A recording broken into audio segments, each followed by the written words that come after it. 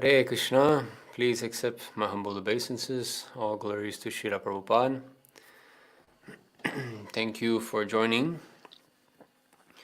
and thank you for those of you who are watching this in replay, rather on our personal YouTube channel or on ISKM TV channel, as well as the two Facebook channels, so International Sri Krishna Mandir's Facebook as well as mine. We are broadcasting in 4 different places. So before we begin, please try to inform other devotees in different groups that we are now live, so that we can wait for them to join. So yes, thank you for joining.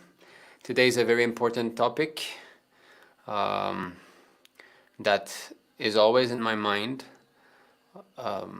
for many different reasons. So before we begin, I'd like to say again that I'm live streaming from China here, so the internet, we are in the countryside, the internet is not always very stable, and I have to use a VPN. So if there's any disconnection during the session, please be patient, I'll be reconnected shortly. So this is it. All right. So today's topic, a touchy topic, a topic that sometimes we might not feel very much willing to discuss because maybe our children are going to school, Karmi school and so on, but it is very important that we discuss it. So we have entitled this, Krishna's Children in Karmi's Schools. Yes. So this is the second mini-series that we have entitled asat-saṅga-tyāga, so giving up the association of non-devotees. This weekly class is on the basis of addressing Krishna conscious taboos. So to try to discuss aspects of the philosophy that are kind of dusted aside sometimes by devotees. They do not want to discuss maybe, and oh, that's not so important and so on, and people do not dwell into the subject matter because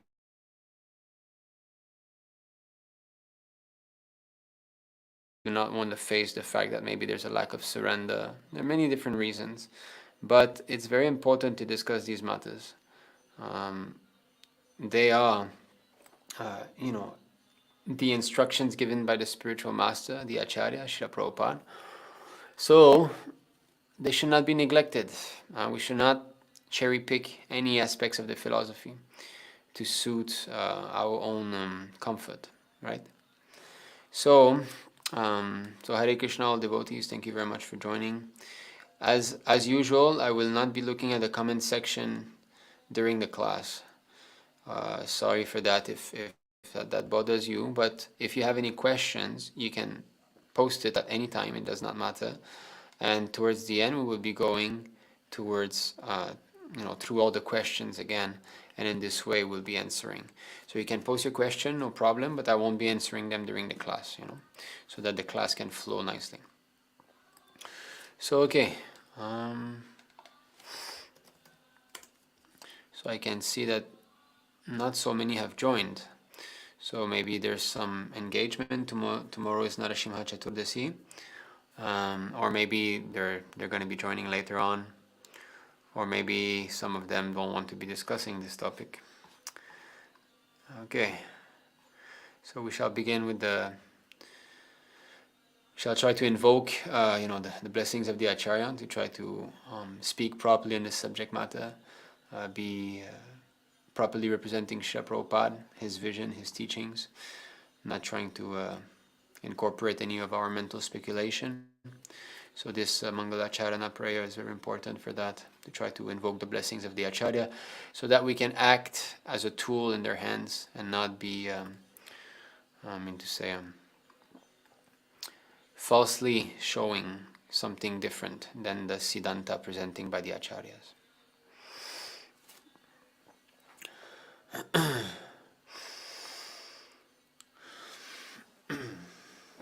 Meanwhile, please share the link in other groups, let people know that we have begun.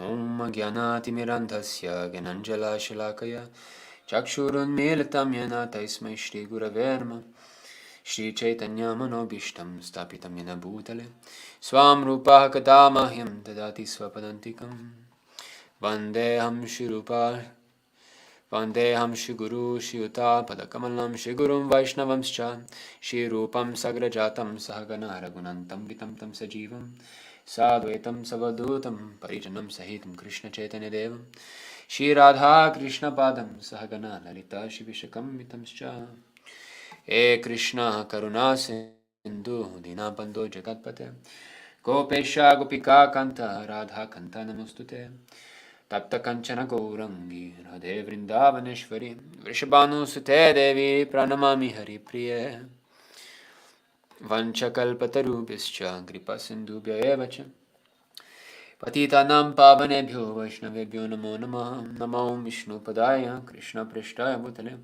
Shrimati Bhaktivedanta Swami Niti Namine Namaste Saraswati Deve Gauravani Pracharine Nirvishesha Shunyavadi Paschachadishatarine Jai Shri Krishna Chaitanya Prabhu Nityananda Shri Advaita Gadadhar Shivasari Gaur Bhaktavrinda Hare Krishna Krishna Krishna Hare Hare Hare Rama Rama Rama Hare Hare.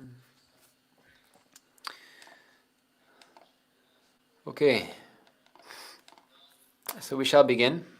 So thank you very much for joining this important session. As I said, it is not an easy topic to discuss. In fact, many devotees that I came in touch with throughout the years do not agree with this, actually, the stand that we are going to be trying to present in this class, which is to try our best to homeschool our children and not send them to Karmi schools. You might have guessed that this is the stand. However, there needs to be a proper understanding of why this is so, why we have to be like that, and also, is there exceptions? Is there a way to accommodate both, and so on? So we have to be seeing properly what Prabhupada wants us to do.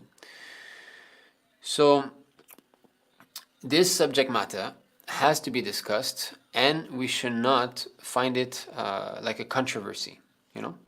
This is it's very important to discuss controversial points, because without discussing aspects of the philosophy that are not clear to us, how are we going to be making advancement? So we can show this verse here. This is spoken by Sri Chaitanya Mahaprabhu. So this is Adi Lila. Okay, here is the text 117. I'm not seeing which chapter it is. Let me see. There's a bug here. Anyway, so this is from the Chaitanya Charitamrita. A sincere student should not neglect the discussion of such conclusions, considering them controversial. For such discussion strengthen the mind. Thus one's mind becomes attached to Shri Krishna. So we can read the purport a little bit.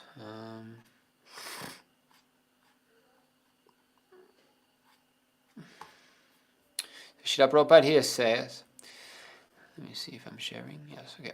There are many students who, in spite of reading the Bhagavad Gita, misunderstand Krishna because of imperfect knowledge and conclude him to be an ordinary historical personality. This one must not do. One should be particularly careful to understand the truth about Krishna.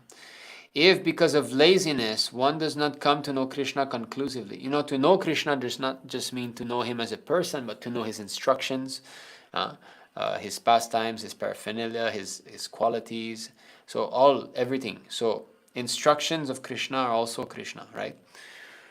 So if because of laziness one does not come to know Krishna conclusively, one will be misguided about the cult of devotion. You see? So if we don't discuss subject matters because we are afraid of the conclusion, or we are not willing, then we are cheating ourselves, because we will be misguided about the conclusion of the cult of devotion. like those who declare themselves advanced devotees and imitate the transcendental symptoms sometimes observed in liberated souls. So, okay. Although the use of thoughts and arguments is a most suitable process for inducing an uninitiated person to become a devotee, neophytes in devotional service must always alertly understand Krishna through the vision of the revealed scriptures, the bona fide devotees, and the spiritual master. So that is Sastra, Sadhu, and Guru. And here Prabhupada especially stresses the bona fide devotees. That is important. It's not that any devotee I have to hear from. So just like I'm saying that this topic I have discussed recently with one Mataji, and I was trying to convince her that to try to homeschool her children. And in the beginning she was feeling very enlivened that yes, this is the right thing to do, because I shared some quotes and everything. So she was convinced. And then she heard from another Mataji. And the other Mataji, and she told me that no, it's okay, how will the children have any friends if we don't send them to school? And it's okay, it doesn't matter as long as the house is Krishna conscious and so on. So in this way her mind was changed. So she heard from someone who was, we can say, more materially attached, because we have to see what is the aim of education. Why should we send our children to school? What is the benefit? We have to wait that out. Okay. So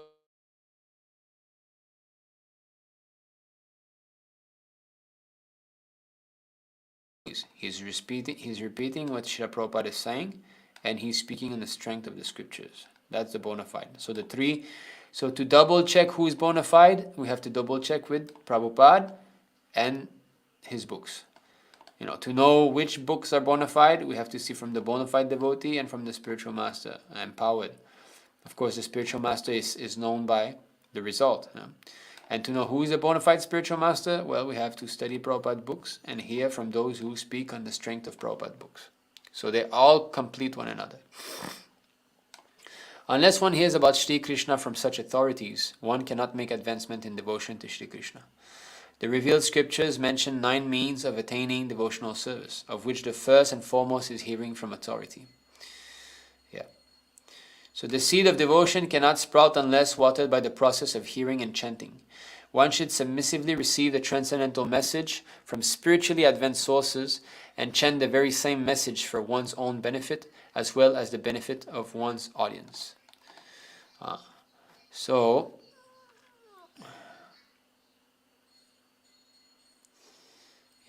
here, imitation devotees who wish to advertise themselves as elevated Vaishnavas and who therefore imitate the previous acharyas but do not follow them in principle are condemned in the word of Srimad Bhagavatam as stone-hearted. So you see that some devotees are acting externally as devotees. They are making a show. It is a play. They're trying to act as if they're advanced, as if they have a taste for chanting Hare Kṛṣṇa, and in this way they might give even big classes, quoting verses and even telling stories and so on. But we have to see the conclusion. How much are they representing the actual teachings of the Acharya, Srila Prabhupada? This has to be calculated in that matter. Even though he's a sannyasi, even though that devotee is a guru even, because we learn from Shastra that there are many gurus in Kali Yuga that are cheaters. That is there. Shastra says that. That means it is there. So to double check always, we have to see through Prabhupada's teachings and Shastra. And this is what we're all about in ISKM. His Grace Sundar Gopal Prabhu, our Shiksha Guru, is training us in this way. He doesn't want to keep his Shiksha disciples on the neophyte platform. He wants to raise them to the Madhyamadikari platform. And the Madhyamadikari has strong faith in Shastra. He is seeing through Shastra. That is the difference.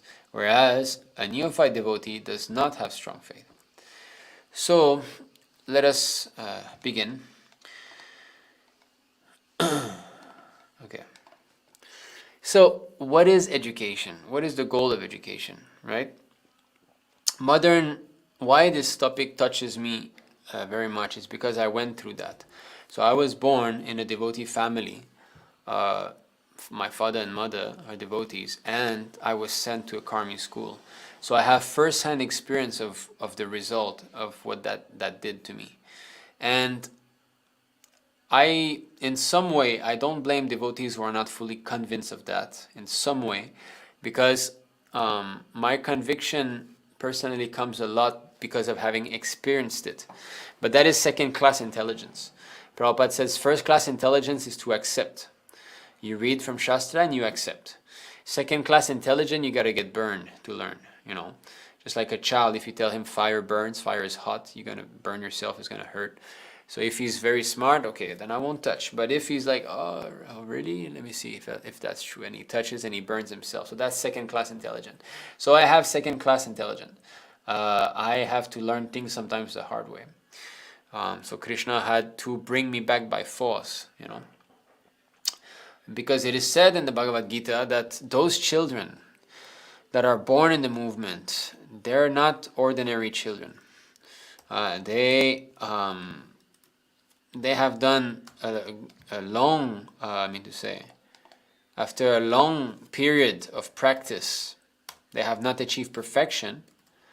After a long period of practice,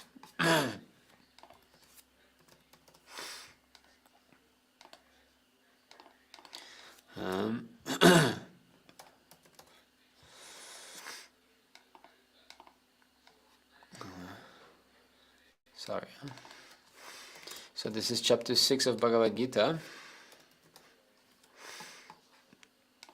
Here it is. So it is said, the Lord is saying here,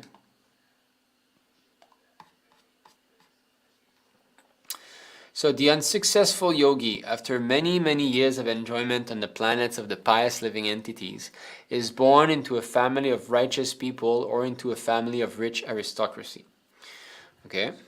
Now, and Prabhupada says that the unsuccessful yogis are divided into two classes. One is fallen after a very little progress, and one is fallen after long practice of yoga. Okay, so the yogi who falls after a short period of practice goes to the higher planets where the pious living entities are allowed to enter. After prolonged life there, he's sent back again to this planet to take birth in a family of righteous Brahmana, Vaishnava, or of aristocratic merchants. You know, so you see, this is okay. Then the real purpose of yoga. Okay. The real purpose of yoga practice is to achieve the highest perfection of Krishna consciousness, but those who do not persevere to such an extent and fail due to material allurements are allowed, by the grace of the Lord, to make full utilization of their material propensities. And after that, they are given opportunities to live prosperous lives in righteous or aristocratic families. Those who are born in such families may take advantage of the facilities and try to elevate themselves to full Krishna consciousness. Okay. So whether it is short or long, they were yogis in their past lives. Or, you know, devotee is also yogi, bhakti yogi, right?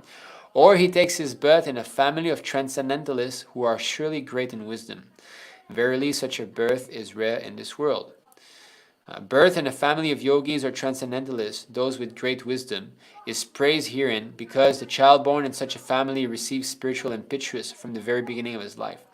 So this is, you know, being born in a devotee family is not something cheap. We can see those children from the very beginning of their life. They're hearing every day Hare Kṛṣṇa, Hare Kṛṣṇa. They're going to the arti, you know, they're hearing classes, they're eating prasadam. They have attained such a birth due to their endeavor in their past lives. You know, they are great. I mean, they have advanced a lot in their past life to get the chance to be born in a devotee family. It is especially the case in the Acharya or Goswami families. Such families are very learned in devoted and training, and thus they become spiritual masters. In India, there are many such Acharya families, but they have now degenerated due to insufficient education and training. So Prabhupada said it's especially true for that, and later on he says that his spiritual master and himself were born in such family, you know, great devotee family. And then what happens? Tatra tam buddhi samyogam labhate paurvadehikam yatate cha tato bhuya samsiddhau kurunandana. On taking such a birth, he again revives the divine consciousness of his previous life, and he tries to make further progress in order to achieve complete success, O son of Kuru. So he is going to be reviving these children. They have got the stock of realization that are there already, and everything is going to be emerging in due course of time. We have got many such children in our ISKM. We have got Narayani, Tarangini. For those of you who know personally, we've got in Australia, Narayana and his younger brothers. Our children here, Krishna Sudam, and so many of them, and they're very, very special children. So our duty, Krishna has given us these children. That here is my devotee. You take care of him. That means this person, this spirit soul, is interested in advancing spiritually. That is his desire. Otherwise, why is he born in Krishna conscious family? That's what he was doing in the past life. So our duty is not to try to engage that soul into our service for our material comfort. Our duty is to help that soul advance further in Krishna consciousness, even if that would mean neglecting our own material comfort. Because the psychology behind sending children to school is based on material comfort, basically for oneself mostly. Because I send my child to school, then he will get good salary, he will get a job, he will get a wife or husband, they'll have children and so on, and I'll be able to retire like that, and I'll have some nice grandchildren with whom I'll be able to play when I'm old and so on. So it's a long-term plan for sense gratification. This, of course, people who are not situated in knowledge, it's not that we are condemning them. After all, they're just trying to do the best according to what they think for their children. It's not that they are doing this with an evil mind or something. No, they just think that this is what's best, right? If my child has no education, he will not be able to get a good degree, and without this degree he will not be recognized in the working space, and that means he will not get a good job, and without a good job he's not going to get a good salary. And obviously when you're poor, you're disturbed. That's a fact. Because maybe you don't have sufficient food, you don't have a good place to stay, and so on. But all of this understanding is the understanding of the non-devotees. It is the understanding of those who have very little to no faith in God. Because a brahmana is to be understood as one who knows that God is there and he maintains. Prabhupada often quotes that he's feeding, tens of thousands of elephant who eats like 40 kilos of food daily, or the billions and billions of ants and the birds, and who is feeding all these animals? So Krishna is there to provide. So therefore the Brahminical principle is to get freed from that mentality of wanting to enjoy the fruits of his labor. Because that is described in the Bhagavad Gita, that one who wants to enjoy the fruit of his work is a miser.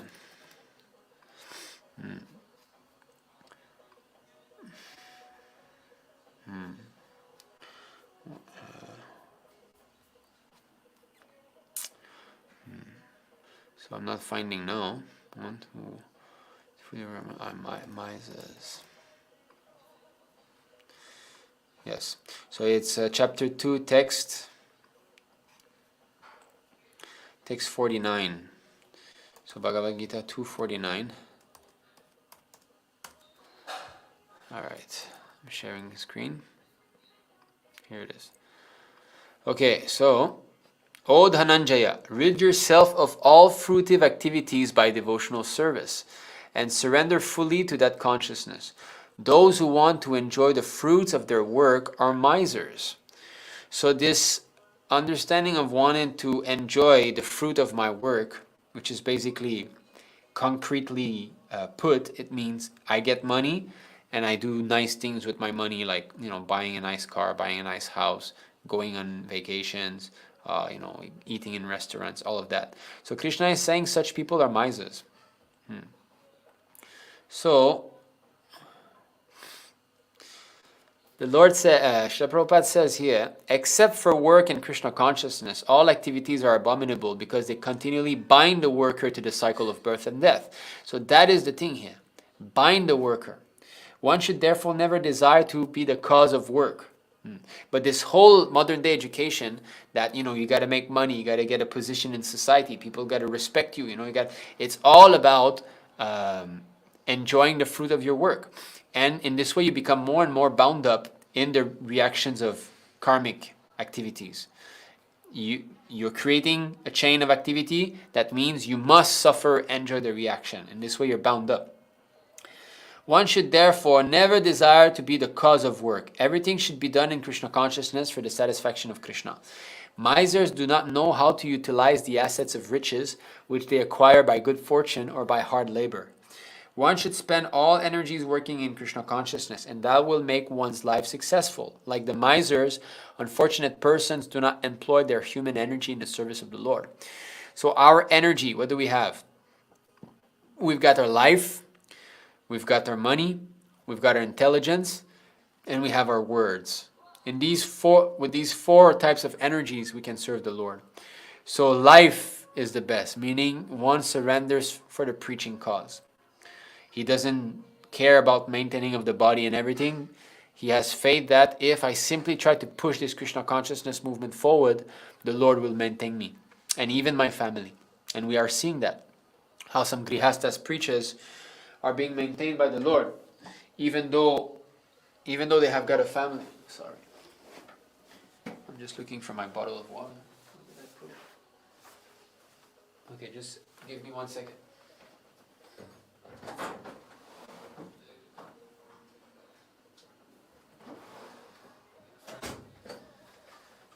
Yes. So, serving the Lord with one's life means to be dedicated to the preaching mission. If one is not feeling comfortable with such thoughts, due to basically lack of faith, then he should not try artificially to do that, because that will be a disturbance for him. And therefore, for such a person, he should work, but he should employ his money in Krishna's service. He should not think about storage, stocking money. Because this mentality of seeing the bank balance increase and increase is a demonic mentality. Now, I know these things must be hard to hear, I don't disagree. We are all within this realm of karma-kandic activity, But we have to speak, I know it's hard, but we have to speak. So we see here, in the 16th chapter, Krishna describes how the demoniac people think. The demoniac person, so this is 13 to 15. The demoniac person thinks, so much wealth do I have today, and I will gain more according to my schemes. So much is mine now, and it will increase in the future more and more. You see? Of course, others, there's more here, but I'm speaking about the specific thoughts of seeing the bank balance increase. Because what is this Brahmana, Kshatriya, Vaishya, Sudra? It means who is more Krishna conscious. The Brahmana is more Krishna conscious than the Kshatriya. Kshatriya is more Krishna conscious than the Vaishya. Vaishya is more Krishna conscious in this way. So the Kripana, the one who wants to enjoy and just increase the bank balance more and more, he's lesser Krishna consciousness. This is a demonic quality because it's based on atheism. Because it is based on thinking that Krishna will not care for me. He will not provide for me if I don't do it myself. So it's a lack of faith in the Lord. So, then one might think, well, then how to do? How are you going to buy a house? How are you going to do this? How are you going to... Yes, okay, that's all right. If one has the desire to buy a house, what can we say? One wants to be feeling some comfort, especially women. They want to be feeling secure. But of course, that is an illusion, because a house is not going to be protecting you. It's an illusion of security. And even though the house is, you buy it, it doesn't mean it's going to remain yours. We see many instances where people buy houses and somehow they have to move or they have to sell. So it's impermanent, you know. This desire to want to buy a house and have steady income, steady this, it's simply a spiritual desire manifested through matter, because we want this stability. We are eternal. Nityo nityanam chaitanas chaitananam. So we are eternal and we want this eternal stability. And we're trying to regain that through, I'm buying an apartment, now this is it, this is eternal, it will not end. And this is how people think. When they have this apartment, they think, that's it, you know, that's my house. But you fast forward 50 years and you're dead and you're not there anymore, and the house might have been sold. And so it's all this illusion that we're into, you know. And it's not because we're chanting Hare Kṛṣṇa that right away we're out of that illusion. No, we have to work our way through the different stages of devotional service. And the beginning of devotional service is this karma yoga process, where one does his prescribed duties and he earns his livelihood and anything, but he starts to give up the fruit. So what does that mean? That means, because action is divided into two things: the action itself and the result. Okay? So working, I've got this, 9 to 5 job, 8 hours a day, that's the action. Okay? But I'm not willing to give that up. I don't want to be stopping to work. I don't have that much faith that, I'm not that surrendered. I know that Krishna might not be taking care of me because I'm not so much mental speculation is there that blocks me. That's all right. So don't give up that part of the action, but give up the other part. Give up the result. In this way, by giving up the result, this purification of understanding that actually I'm not the doer. I'm not the one who's maintaining my family. I'm not the one who's maintaining even my own self, even my own body. The Lord is doing all these things. But then one might say, well, what if I don't wake up and go to work, how will I get a paycheck? If I just sit down on my couch, right, and scratch my head whole day, how will I survive? So, yes, actions has to be there. But does that mean that anyone who goes out and work very hard gets whatever he needs in life or more? No. So there's another factor. So action has to be there in order to bring about the karma, but that's not the supreme factor. The supreme factor is the Lord himself. And even you say, okay, if I don't go to work, I won't get some people, actually it happens. Some people get an inheritance from some rich relative or something, and boom, they don't have to work their whole life. So we can see that destiny is there. It's not simply our own endeavor. So now let us go see. Tomorrow is Narasimha Chaturdasi. So let us go see the instructions of Prahlāda Mahārāja on this most important topic of education. Okay. So this is in the Śrīmad Bhagavatam, Canto 7, Chapter 6, Text 1 onward. So Śrīla Prahlāda Mahārāja said, Shri Prahlāda Uvacha Kaumāracharet prāgnyo dharman bhagavatanniha durlabhan manusham janma tadapyadhruvam arthadam.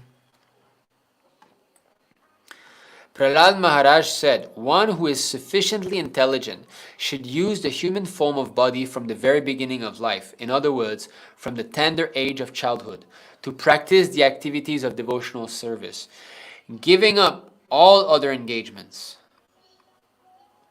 The human body is most rarely achieved, and although temporary like other bodies, it is meaningful because in human life one can perform devotional service. Even a slight amount of sincere devotional service can give one complete perfection. So Prahlāda Mahārāja is telling us that we should focus on devotional activities only, giving up all other engagements. And that is called faith. Faith means that if I surrender to Krishna, if I serve the Supreme Lord, all other subsidiary activities will be fulfilled automatically.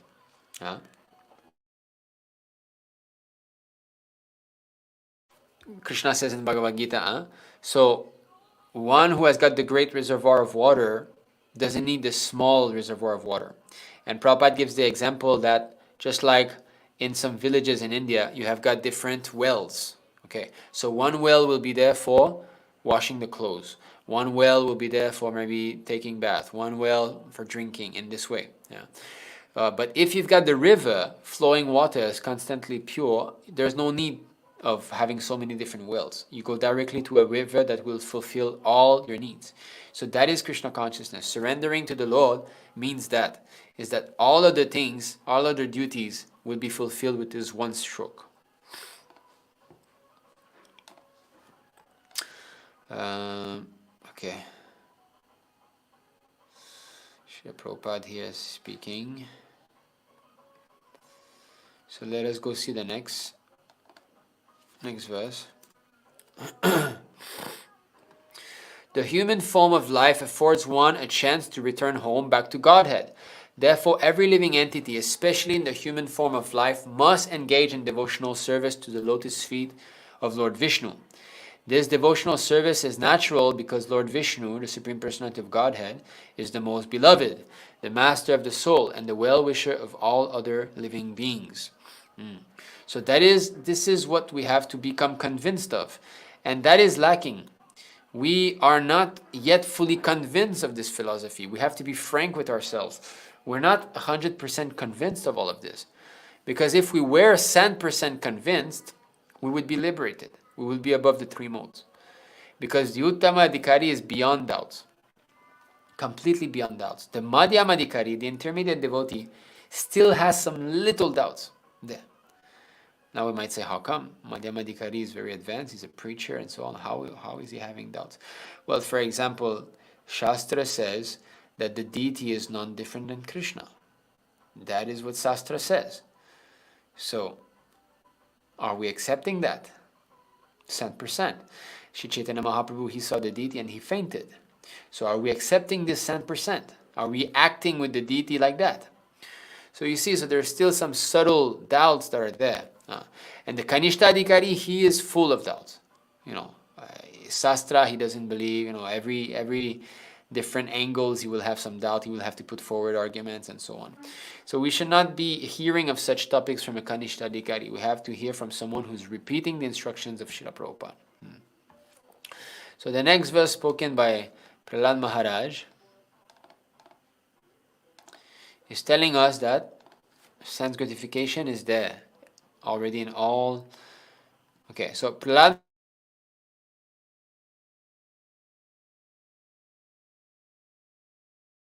the body can be obtained in any form of life, according to one's past fruitive activities. Such happiness is automatically obtained without endeavor, just as we obtain distress. And that is a very important point that we have to understand. Our happiness, material happiness and distress are preordained. We cannot change it. It's not possible. By our endeavor, we cannot add up to our material happiness. And we cannot subtract our material distress. You cannot. Because whatever we are going through now in this life is the reactions of our past life. Whatever we did in the past is coming back to us. So, we should not think that through material fruitive activities I will improve myself. It won't work. It's simply a display of false ego.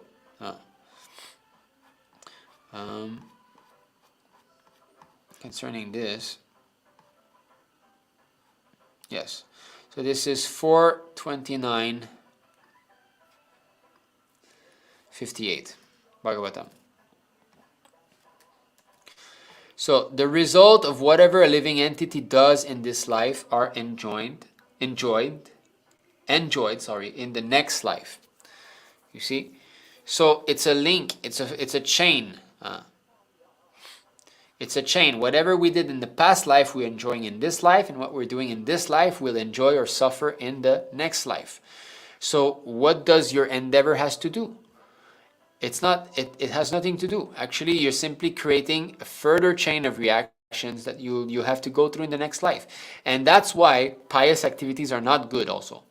Because pious activity like opening a school, giving charity to some poor people, but these things means you're getting some pious credit. Pious credit means you have to get a pious body and you have to go through that life. that means you have to take birth again. So that's why in Krishna consciousness we are also against such pious activity that are not connected with Krishna. So to try to counteract our material distress is simply false. It's a false understanding. This is Bhagavatam 4:29-33. A man may carry a burden on his head, and when he feels it to be too heavy, he sometimes gives relief to his head by putting the burden on his shoulder. In this way, he tries to relieve himself of the burden. However, whatever process he devises to counteract the burden does nothing more than put the same burden from one place to another. And that is the meaning of trying to counteract something with another material endeavor. This is a good description of an attempt to transfer a burden from one place to another. When one gets tired of keeping a burden on his head, he will place it on his shoulder. This does not mean that he has become freed from the strains of carrying the burden. So the burden here is our karma. The karma you must be carrying. You cannot avoid. Similarly, human society in the name of civilization is creating one kind of trouble to avoid another kind of trouble. In contemporary civilization, we see that there are many automobiles manufacturers to carry us swiftly from one place to another. But at the same time, we have created other problems. We have to construct so many roads, and yet these roads are insufficient to cope with automobile congestion and traffic jams. There are also the problems of air pollution and fuel shortage. The conclusion is that the processes we manufacture to counteract or minimize our distresses do not actually put an end to our pains. It is all simply illusion. We simply place the burden from the head to the shoulder. The only real way we can minimize our problems is to surrender unto the Supreme Personality of Godhead and give ourselves up to His protection. The Lord, being all-powerful, can make arrangement to mitigate our painful life and material existence. So Krishna is the one who can actually help us become freed from this suffering. Not a university degree, not our teachers, and so on. So therefore, surrendering to Krishna means what? Krishna says in Bhagavad Gita, "For one who explains this supreme secret to my devotees, pure devotional service is guaranteed. There is no one more dear to me than he, nor will there ever be one more dear." You see? And Chaitanya Mahaprabhu said, you preach. In whichever place that you are, you preach. So this preaching mood, whether one is full-time preacher or he has got a job, that has to be developed. We have to try to tell others about Krishna, and then the Lord will be satisfied. And in this way, slowly, slowly, He will purify our heart, and then we'll be able to understand why it's important to surrender further. So, education, yes. I was raised as a Krishna conscious child. I did not go to kindergarten. I stayed with my mother at home until 5 years old. And at home I was still somewhat protected because I did not mix much. I did not have many friends. I had like a small neighbor who I would play with once in a while. He was a good boy. And that was pretty much it. But then they sent me to school, primary school, first grade. So this is when it started. I started to have friends that would be using curse words. And in the beginning, all these things were making me extremely uncomfortable. And I did not understand what was going on, because you're a kid, you don't know what's going on, that you're not supposed to associate with karmis. All this philosophy is not there, I was just feeling extremely uncomfortable, hearing like curse words, and I would just feel very much afraid of all the children, that how is it that they're so passionate? Now that I understand, I know that this is the word I was looking for. Why are they so frivolous, passionate? Why are they so mean to one another? Why are they so always proud and envious of one another? I couldn't understand these things. So in the beginning I was like that, but very soon I started to develop the qualities. Because whomever we associate with, we will develop those qualities. So who are we more with? A child spends 8 hours a day. I believe it's 8 hours, right? Like from about 8 in the morning all the way to like 3 or 4 in the afternoon. So yeah, something like that. Between 6 and 8 hours a day at school with all these children who are children of Karmi family.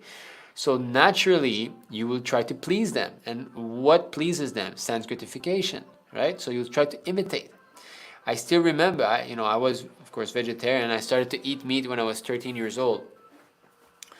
Anyway, so I still remember when I was in primary school, sometimes I would bring some vegetarian, like bologna. It looks like meat. My father used to buy this sometimes. It's made of soy, and he used to make sandwiches out of that. So sometimes I would bring that to school, and in front of my friends, look, I'll be eating meat, and then they'll be like, oh, Anita is gonna eat meat. Look, everybody, and then I'll eat it, and they'll be like, he's eating meat like that, and then I know it's not meat, and say, yeah, you taste. So I wanted to please them in this way, that look, I'm eating meat. You see, so it started like that. So, and more you get influence, and then what happens?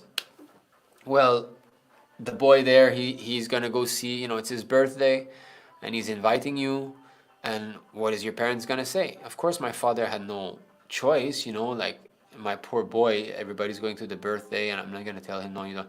So yes, okay, you go, and so you go to the birthday. Of course, in primary,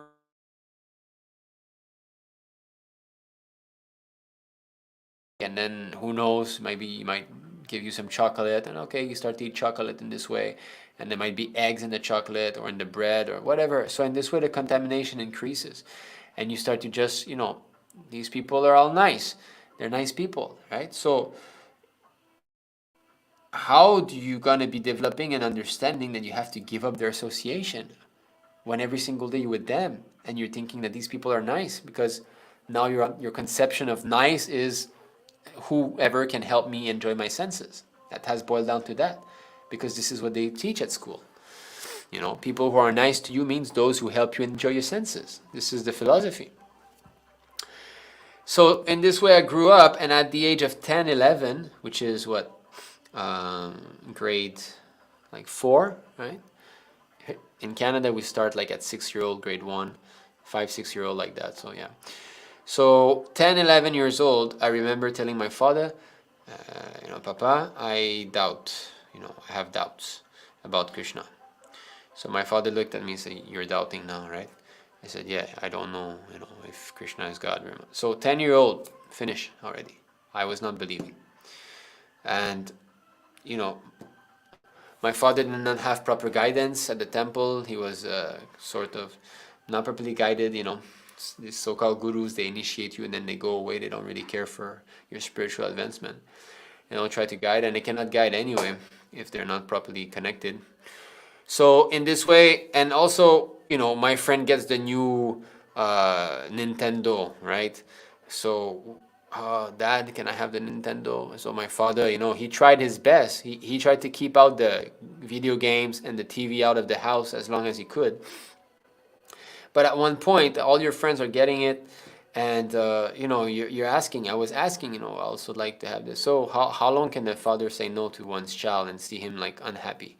So he'll have to compromise that. Okay, so in this way, okay, you play the Nintendo, and then you can watch movies, and one thing after another, and in this way, the child is being trained into sense gratification.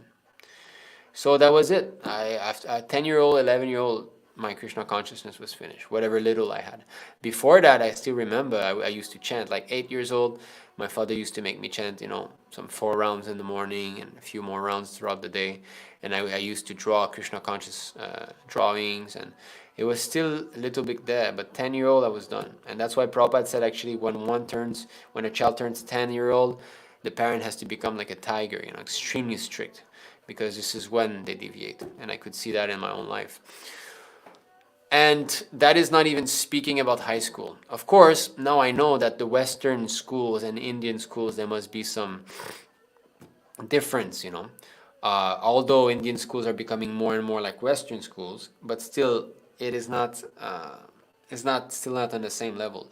When I entered high school, that was really the end. First of all, you're put in a school, because in Canada, like 13-year-old and 18 years old are all in the same school together. It's called high school. I don't know how it works in India, but high school means this: 13-year-old to 18-year-old. And after that, since I'm from Quebec, French Canadian, there's like something called cégep, which is 2 years, and after that you go to university.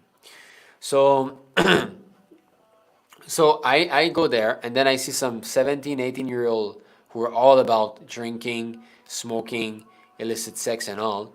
And then that's what you're seeing every day, every day, every day. And you see girls that are starting to dress up, in very provocative manners, trying to attract men.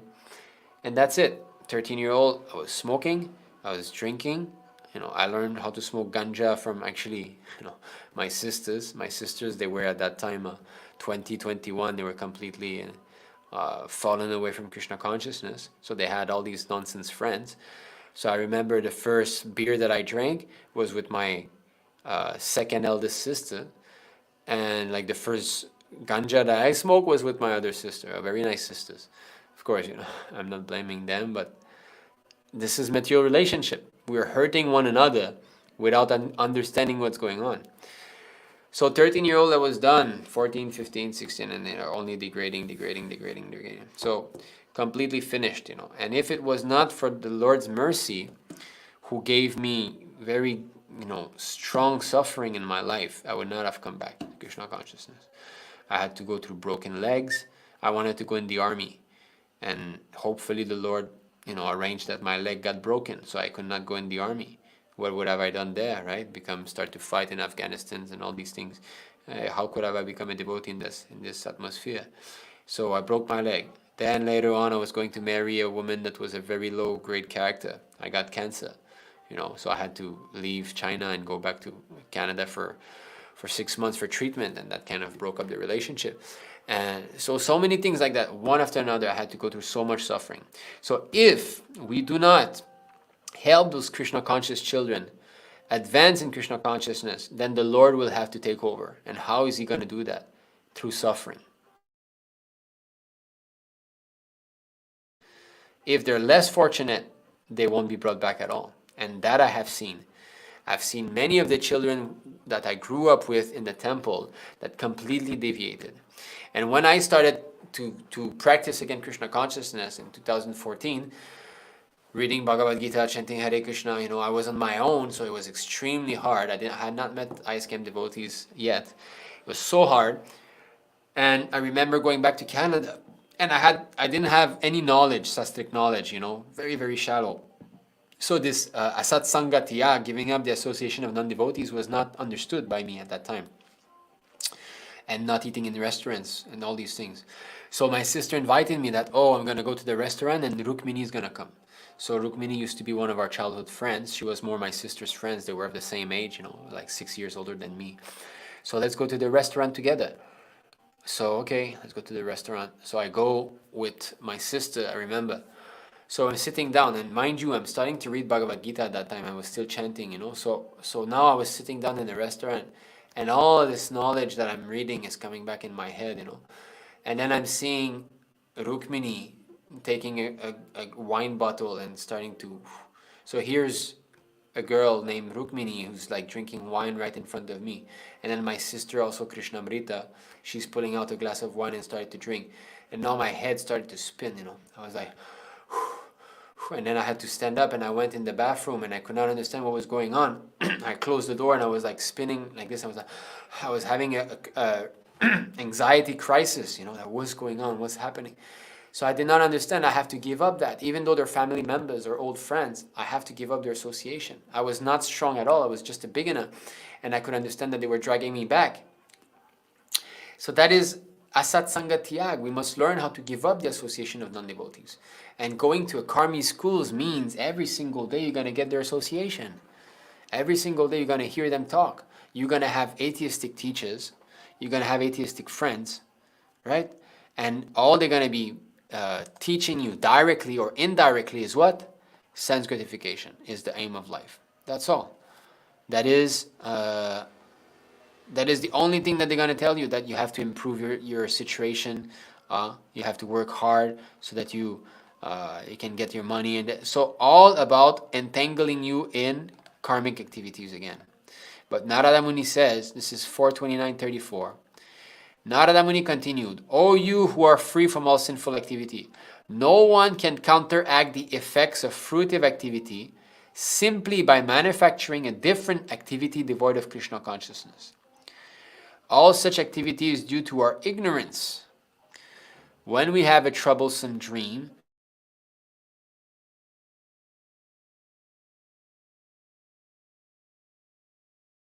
trouble in the dream, someone is chasing us or something, and we're trying to, like maybe get a weapon and hurt the person in the dream and all. That doesn't do anything. You're still dreaming. You're still in the same illusion. One can counteract a dream only by awakening.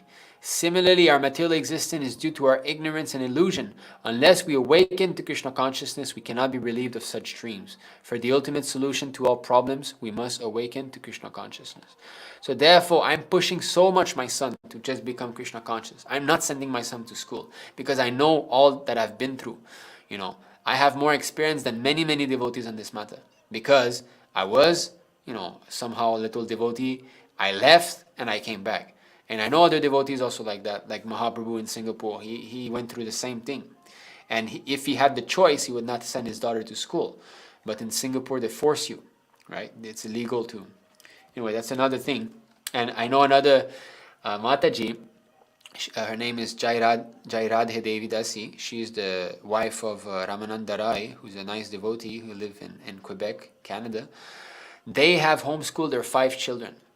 And I know that Mataji has got the same experience that I had. She also grew up, her parents are devotees. Actually, there's a very famous picture of her, of Prabhupada giving her a cookie, There's a picture of Prabhupada at one point. I believe he's wearing a red sweater. He's on a Vyasa-san, and he's handing a cookie like this to a baby who is in the hand of another Mataji, and the baby is grabbing the cookie. That's her. The baby is her, Jai Radhe Mataji.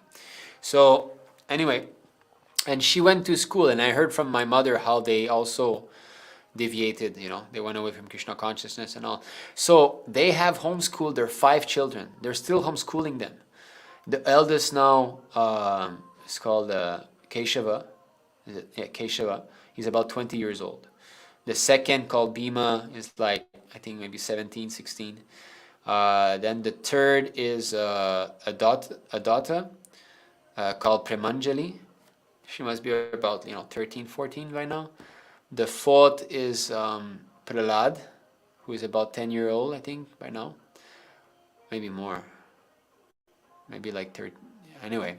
And the fifth is a little girl. I forgot her name. So, and she's about like 6, 7. And she has homeschooled every single one of them. Now, in order to achieve that, Mataji is not working.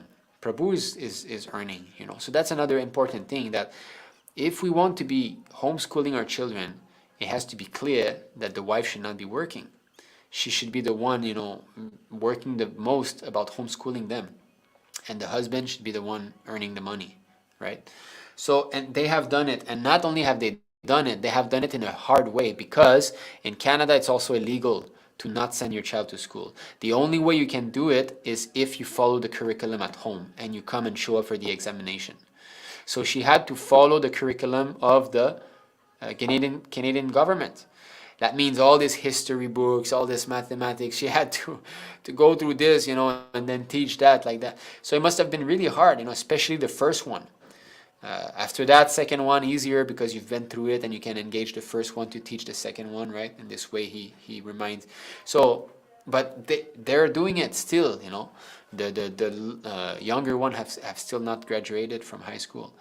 So after high school finish, there's no need to continue. But so they are doing it, and their house is Krishna conscious. They have got their deities, they have got their morning program and so on, and they have cows. This is important. They're living, they have their land, their farm, their cows. So that is the way that if a grihasta doesn't want to be a full-time preacher, that is the second best. Of course, if he can live in the city next to the temple and assist in the preaching activities, that is also nice. And he should be giving, the standard is 50% of his income. He should be giving for pushing the movement. If that is not there, then why stay in the city? A grihasta who's just working in the city, who's got no association, he's not contributing to the preaching effort, he's staying away from the temple and the congregation, what is he doing? This city life is hellish. There's a quote like that poet Cowper, that Prabhupada is quoting. Yeah. Okay, this is a letter that Prabhupada wrote.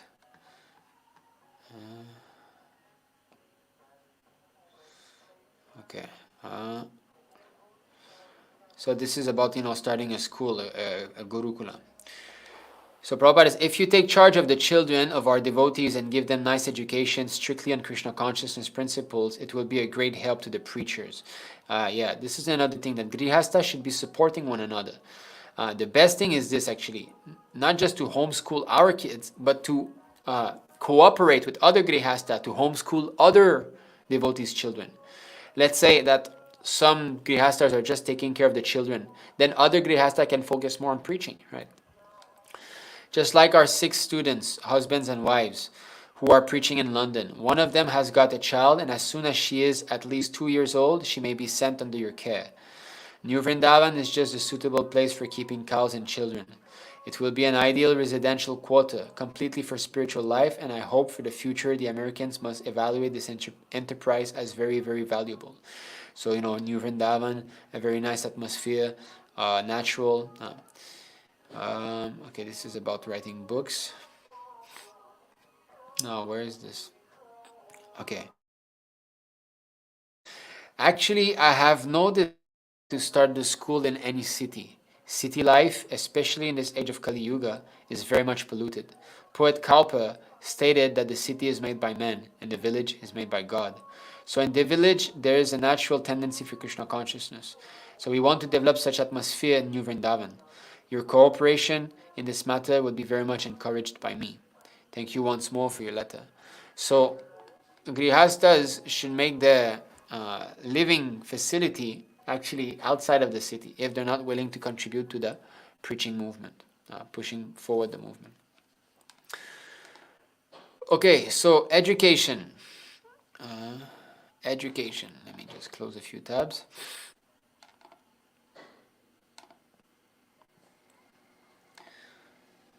Okay. What is real education? What is the purpose of education? This verse here, this is Srimad Bhagavatam, Canto 4, Chapter 29, Text 50. Shri Hari, the Supreme Personality of Godhead, is the super soul and guide of all living entities who have accepted material bodies within this world.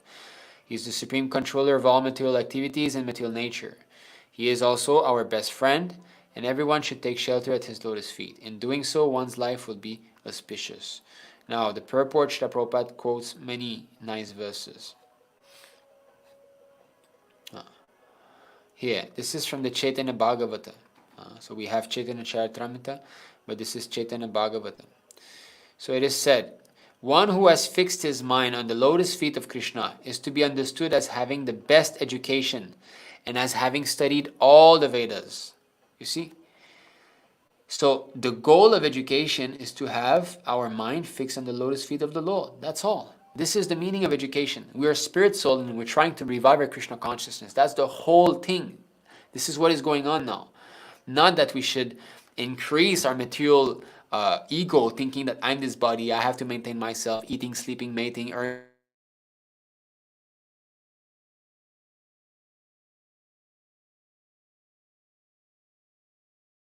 Having studied all the Vedas. Studied all the Vedas means what? Vedas means knowledge, because before education means studying the Vedas. There was nothing else.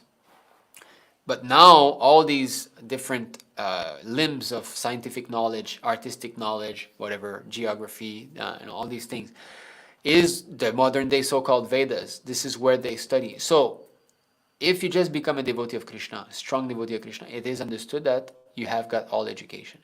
It doesn't matter you are illiterate even, right? I would prefer my son to be illiterate and a great devotee of Krishna than a great scholar and not being devoted. The perfect result of an education is the fixing of one's mind on the lotus feet of Krishna.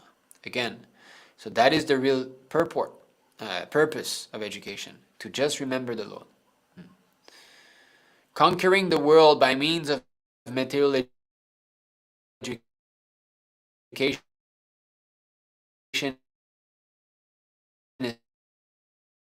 is not desirable if one engages himself in devotional service. His education is, quoting, we're not whole illusion. It's not possible. What comfort do we have here? We're all lining up, getting ready to get shot in the head, because this is what is going on. This person is dying. This person is dying. This person is dying. Just last week, there's one Mataji who left her body, and she was not very old. She was about 50 years old. She was educated. She was a psychiatrist, and she was having a business, independent and all. And all of a sudden, the doctor told her, you have a cancer 4th degree. That means, last stage. There's practically no chance out. So, what is the meaning of her education? She had bought house. She had got, money in the bank. She was well known in the maybe psychiatric circle. And like that, she left her body. Finish. So what is you have endeavored so much, you went to school, you went to university, you got your degree, you got your job, you got your bureau, your name, everything, you got money in the bank balance, and that's it, and boom, you're dead. Then, what do you carry with you? Are you going to carry all this material knowledge? It's not going with you. You're going to be born again as a baby and blah, blah, blah. You're not going to be able to speak any words. Of course, we're praying for Mataji's soul to go onwards. We're not... I don't want to be offending her soul, but the point is this, is that when we stay on the Kanishta platform, we lose a lot of time, a lot, because this human form of life is extremely precious, and it can be used, it can be used to the best of its ability, and that's what we have to be convinced of, that if I'm serious in this life, I can make it. And this Lord Brahma speaks, 3:15-24 Bhagavatam.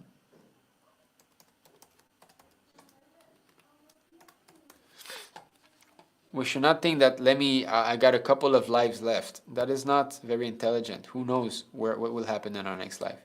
And birth and death, it's not pleasing. Lord Brahma said, my dear demigods, the human form of life is of such importance that we also desire to have such life. For in the human form, one can attain perfect religious truth and knowledge. If one in this human form of life does not understand the Supreme Personality of Godhead and his abode, it is to be understood that he is very much affected by the influence of external nature. So, although we are chanting Hare Kṛṣṇa and all of this, if we focus more on the material education of our children than the spiritual education, we are affected by the external energy.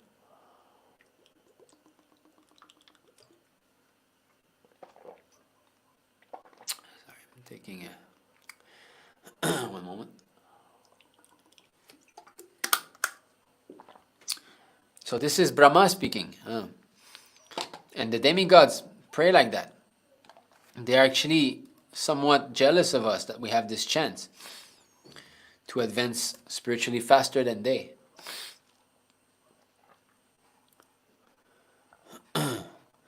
This is 3:13-50 Bhagavatam. Who other than one who is not a human being can exist in this world and not be interested in the ultimate goal of life? Who can refuse the nectar of narrations about the personality of Godhead's activities, which by itself can deliver one from all material pains? So this understanding has to be, rooted, deeply rooted, and we have to become convinced of all of this. So Prabhupada did not really want us to become, big technologists and all these things. He wanted to create brahmanas. Here, he speaks in this letter. This is a class.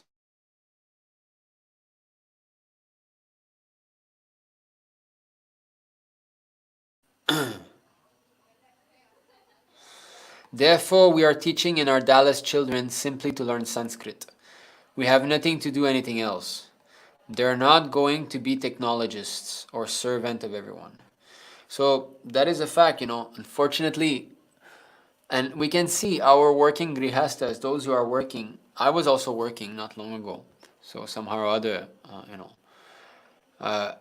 we feel very much embarrassed because Srila Prabhupada is making brahmanas. This knowledge, everything that we're learning, this is the business of brahmana, to learn this. But then when we go at work, we are engaged as shudras, right? We have a boss who's giving us money and we have to follow orders. Today you got to do that, today you got to do this. So we have to answer to someone. We're not independent. And therefore, it is a great source of misery. I remember, sitting there hearing, no, Nita, you got to do like that, you got to do better. We're learning about the workings of the universe, why we're born. We're learning about the Lord, all these things. And now we have to sit quietly in an office being told what to do. Don't say like that, don't do like that, or you have to do better. I mean, how, it's very dejectful. You feel like, what is this? This is like garbage. Why am I even in this situation? And it's normal because this is what happens when a brahmana accepts the profession of a shudra. He feels very much disturbed. And this Kali Yoga, what to do? We are put into situations that are unfavorable sometimes. But it's a fact, we're not supposed to be actually serving anyone. We're supposed to be the leaders of society. So no, we want some generation who can preach Krishna consciousness. So that is Prabhupada's, that is what he wants. He wants us to open this Gurukula, to raise our children so that they become preachers. That's the mood. Prabhupada wants our Krishna conscious children to be preachers. So if they learn simply English and Sanskrit, they will be able to read this book, and that is sufficient. We don't want anything. All informations are there. Throughout the whole world, whatever knowledge is there in the Srimad Bhagavatam, everything is there. There is literature, there is poetry, there is philosophy, there is religion, there is love of Godhead, there is astronomy. Everything is there. Srimad Bhagavatam Amalam Puranam Vidya Bhagavatavadi. If one simply reads the Srimad Bhagavatam, his education is the topmost. Vidya Bhagavatavadi. There is something topmost, ultimate. So for education, Vidya, the Srimad Bhagavatam, if one studies Srimad Bhagavatam, he is well versed in every subject matter. So we want to create a new generation in your country, so that in the future,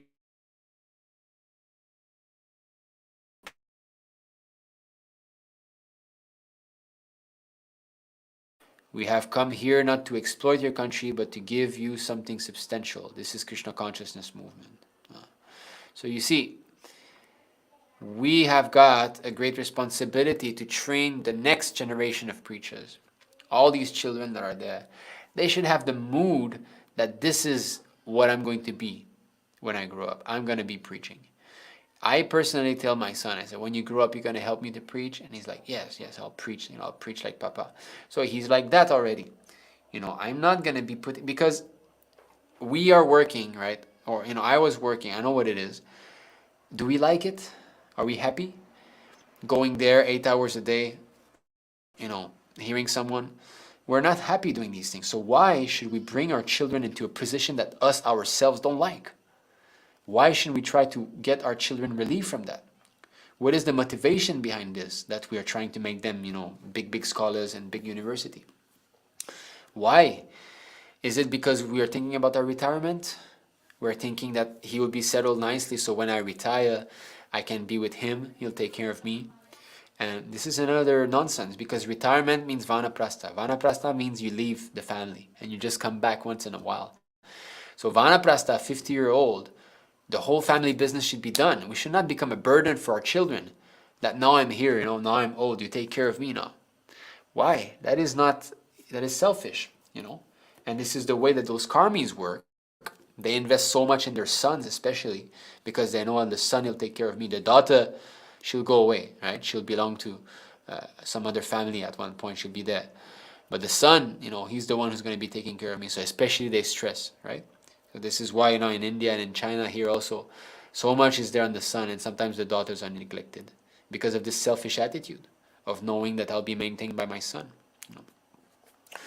And sometimes even the son is not there, they don't have son, they only have daughter, so the whole weight goes on the daughter. The daughter has to be like a man, that you work and you maintain your old parents. So this whole thing, but before, Vedic culture means I retire, I go, I leave from this family business. Like this, I don't put my pressure onto my children, and I'm becoming more spiritually advanced with my wife. Husband and wife, they keep on preaching. And we have got so many temples that are there. It's not hard to be maintained. You just live in the ashram, and 50-year-old anyway means retirement. So it means the husband can live in the brahmacharya ashram,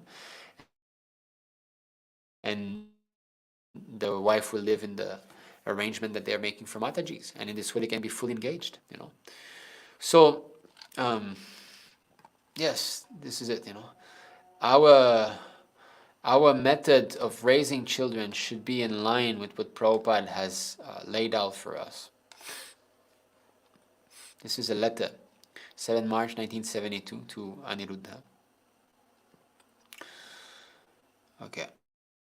I am very glad to learn that you are enthusiastic to teach the children. Most of your questions I have answered as above to Satsvarupa.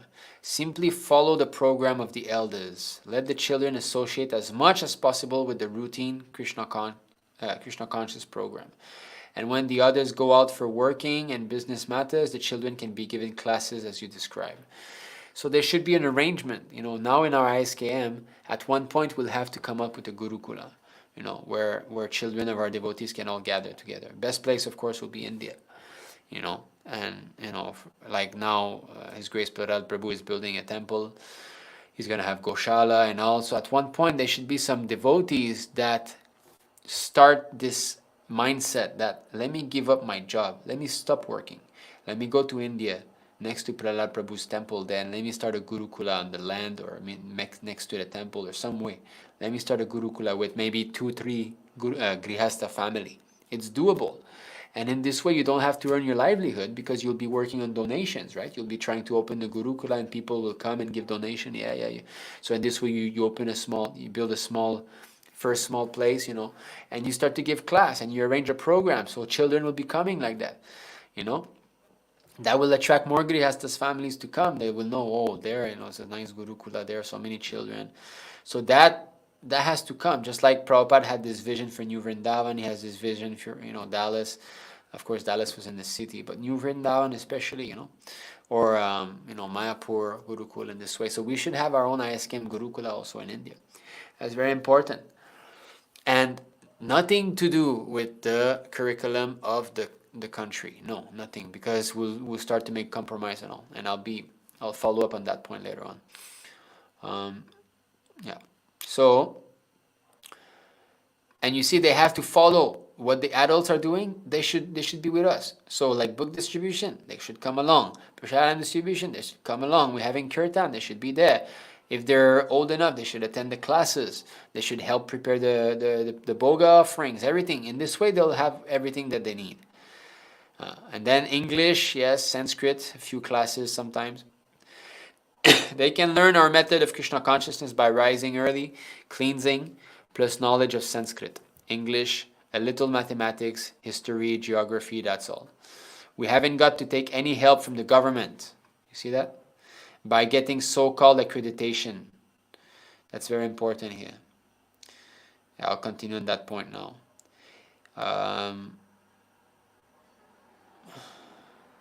If outsiders want to send their children to us, it will not be for their accreditation. You see, Prabhupada did not want us to compromise that, to try to get some children from, maybe pious Hindu family or some other families and make a compromise. Oh, you want accreditation from the government? Okay, we'll work something out. No, Prabhupada did not want that. But because they will get the best education for relieving them of all anxieties of material life, and for this education, the government has no idea. Where is such a thing as transmigration of the soul being taught in classrooms? If they simply learn to rise early, cleanse, all hygienic principles, their study will be greater than any government program. You see that? Prabhupada was really strong against this government program. Don't try to shake hands with them. We do our own things separate from them. Whatever the elder members are doing, the children should do if possible. But for teaching, the teachers themselves should be fixed up to initiated devotees. Otherwise, how the children can get the right information and example? Yeah. So you see, now we'll come to the point of, again, we'll continue with this, with not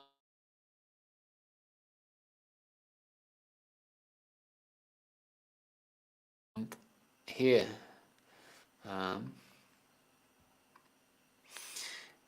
Take a look at this. This is disobedience to Srila Prabhupada.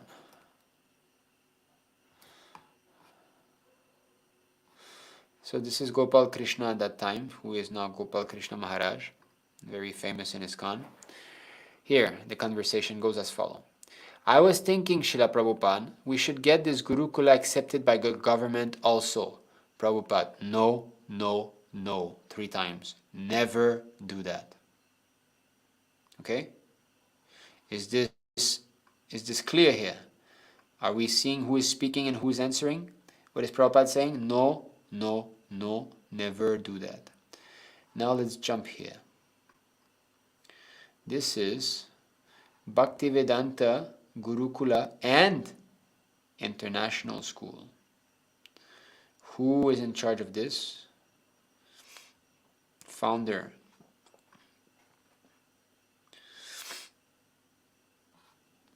Of course, they say the founder of Srila Prabhupada, but no. So the GBC and chairman, so His Holiness Gopal Krishna Goswami Maharaj, he's the one who has started this school. Okay? He's in charge. It's been opened by him. Now, here, curriculum. It consists of classes from 1 to 8. The primary level focuses not only on core academic subjects like language, math, science, and social studies, but children are also trained in core value educated based on Bhagavad Gita and Bhagavatam. In addition, they learn music, art, and computers as well. Okay? International school. The secondary level, the high school students, classes 9 to 12, take their final exams with the ICSE Board of Education, an internationally recognized board located in New Delhi, India. You see?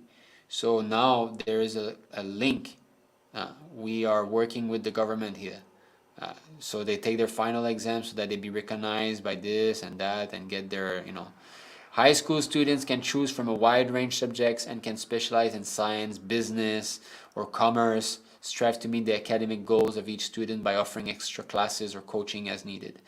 The Council offers a wide range of subject choice to include in the core academic, as well as art, music, physical education. Anyway, the whole point here is this, is that you come to this Gurukul, you can still proceed later on with government school. That's the whole thing. Okay.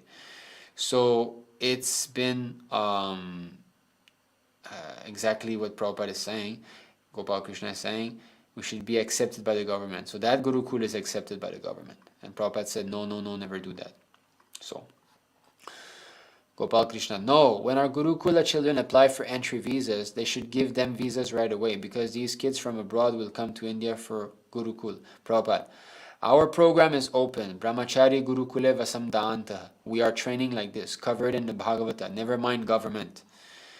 If you get accepted by the government, you may have to change your curriculum so much. So that is Tamal Krishna who is saying. And then Gopal Krishna, no, I mean, just this is a Vaishnava institute. So when our students apply abroad for an entry visa, they'll get it right away. And they can get a student visa for 4 or 5 years. I don't think the Gurukara kids come from abroad and then train them 6, And Prabhupada, no. The parents are prepared to pick up the expense. That's all. Government curriculum is useless. They'll enforce kids to take eggs, 3 eggs, Then that's right. In daytime and 4 pounds flesh, otherwise there will be less vitamin, or give them vitamin pills, these. Don't go to Yamuna, it is polluted. You see how Prabhupada is, all these things. And this is what I went through, what is their education? Yamuna is polluted. Ganges, what is that? I saw like a rascal documentary. The Ganges, the most polluted river in the world. There was a documentary like that. This is their so-called education. You're going to pass stool, you wipe your butt with some paper, and you're going to teach me about what is contaminated and not.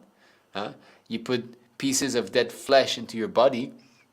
Your body is a graveyard for corpses, and you're going to teach me about cleanliness, right? You're going to teach me about values, about, morality and all these things when you cut the throat of mother cow who is giving us milk and so on. So we want to send our children in the association of such people? Really? Is that very intelligent? And not only like 1 or 2 days. I mean, how many years? From 5-year-old all the way to what? What is it? University graduating? 21, 22? How much is that? 18 years. You want, 16 years, whatever. You want to send your children in that environment for so long like that? How are they going to become devotee fixed up? So Prabhupada was very clear here. Don't mix up, Yashodanandana. Even want to follow their textbook, follow their mundane textbook. Keep this institution pure. Not that we have to make it impure. Fighting, we want fighting. If we don't get, it will remain vacant. But we don't want to introduce impure. That should be a principle. You see, fighting, we want fighting. Doesn't matter the visa issue, We'll find another way. That's what Prabhupada means. We'll fight in a different manner, But not that you become impure. That should be the principle. Yashodanandana. Can all the children of the parents in our society send their children here? Yes, why not? I was thinking we have many parents. It is for them. It is for them, not for the outsiders. So you see, Prabhupada wanted this Gurukula for us, for the devotees' parents, not to try to attract all the pious Hindus. You think that all these children here are all, devotees? Many of them is like those pious Hindu family who, okay, I would like, my child to hear a little bit of Bhagavad Gita here and there.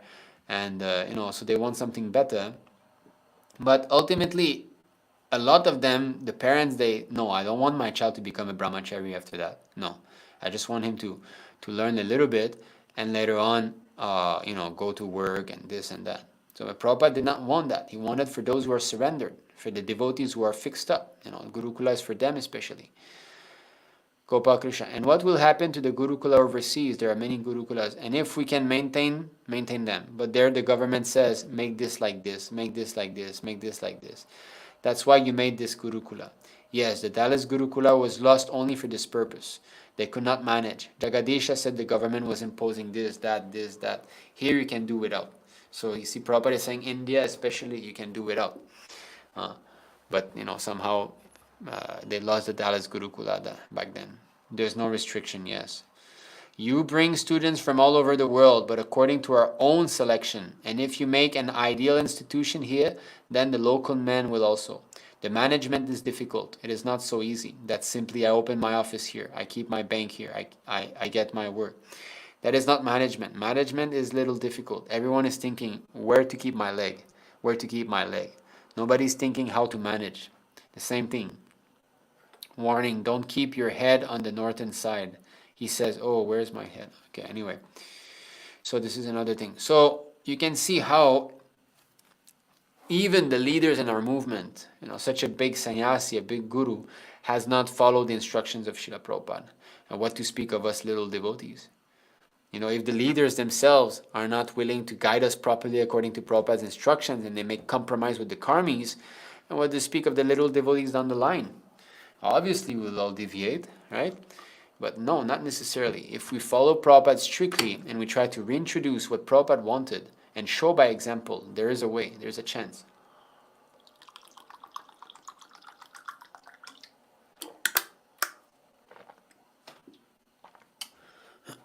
So this is it, education. Education means to become Krishna conscious. And then if you think, well, how is my son gonna learn to read and all these things?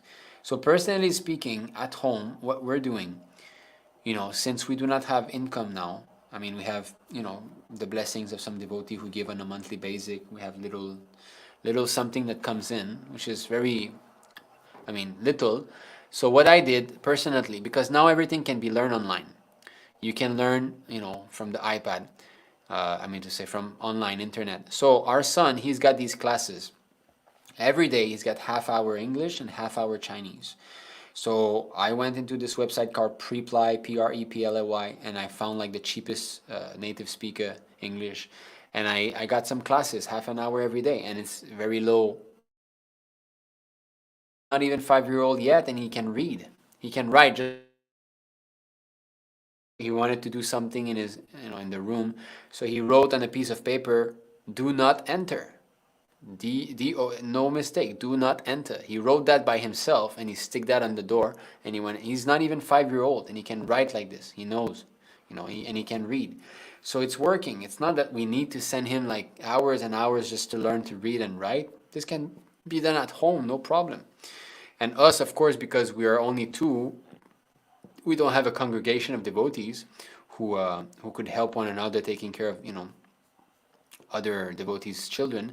So we have to do that way, But he's learning to write even Chinese characters. He can recognize so many Chinese characters already. So that is, there is some way. And then later on, as he grow up, I'll get some other classes. Just like I want him to learn how to, do some designs, right? Or now this whole, AI stuff is coming up. I want him to start to learn all these things so that when technology evolves, he can use it in Krishna's service. Just like there is something called Unreal Engine 5 that people now can just download that. It's free, and you can create some worlds and all. So it would be good in the future if some of our devotees can like replicate, the Bhagavatam using that. Pastimes that you can, see how Dwarka used to look like, how the spiritual world looked like. So in this way, we can use this technology, those VR headset. Let's say you create Vrindavan, you recreate Vrindavan in 3D, and then people will be able to see in VR headset, and these kind of things can be. So this kind of skills, things that he can use in the future in Krishna's service, not useless stuff. Algebra. Are you using algebra? A plus B equals C and this. Please, nobody uses that. The nonsense history that we learn, which so much of it is false. We came from monkeys and all of that. That's another thing. What you hear at home and what you hear at school will be different. My father used to tell me that the sun is closer to the earth than the moon. I go to school and I see the big, huge sun like that, and then the small planet and the moon spinning around the earth. Then you're like, okay, which one is right? Which one is correct? That's another thing. There's contradictions between both type of knowledge. They have gone to the moon. Did they? Prabhupada says they haven't. So in this way, the child's faith will be challenged. And who is he going to be listening to at the end? You don't know. So that's another thing, putting our children into such a situation where they'll be doubtful whether Krishna consciousness is right. Maybe these books are actually written just by a normal human being, and maybe it's all lies, because here everybody's so much convinced. My teacher, he's a PhD in that, and especially when you go to university, that is it is even more there. So we should not be the cause of further bondage for our children. This is then the Srimad Bhagavatam, spoken by Lord Dashabadev.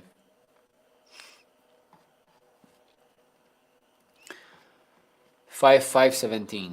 If someone is ignorant and addicted to the path of samsara, how can one who is actually learned, merciful, and advanced in spiritual knowledge engage him in fruitive activity and thus further entangle him in material existence?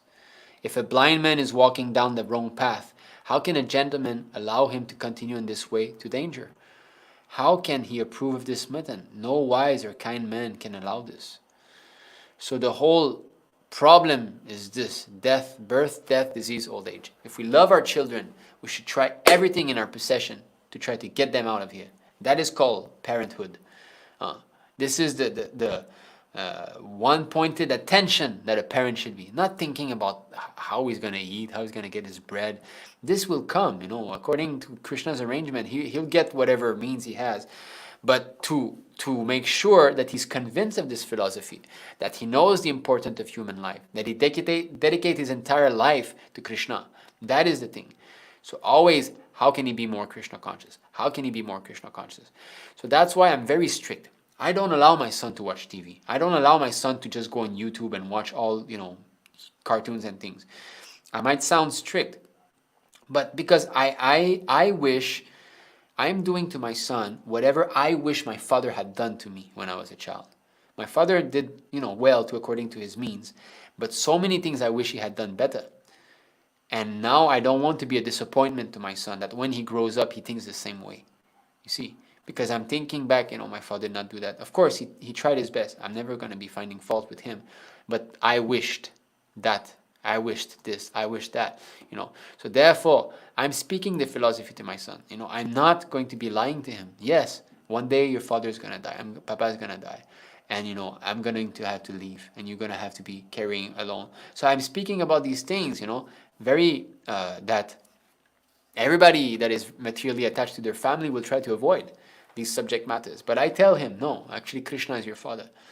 I'm playing the part of your father now. But, and as soon as you give up this body, we will be forgetting this material relationship. Things like that. So, although he's 4-year-old, he's listening. He's like, oh, okay.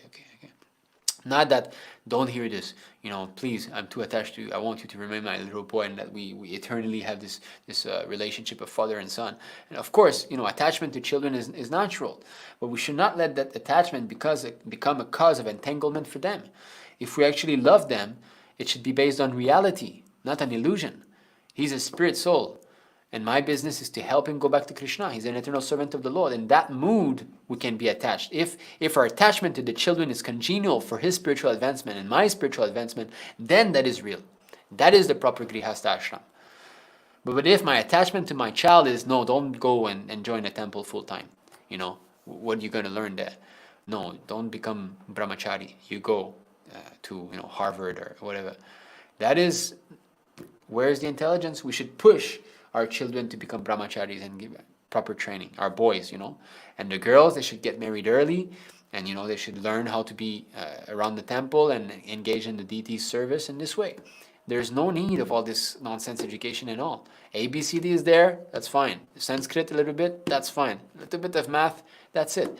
Why bother with all the rest? So, yes. By all means, one should try to engage his dependent in Krishna's service.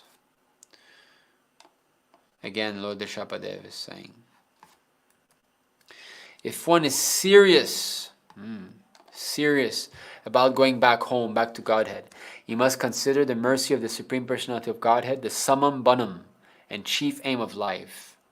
That's what we have to achieve, the mercy of the Lord, not the mercy of the university.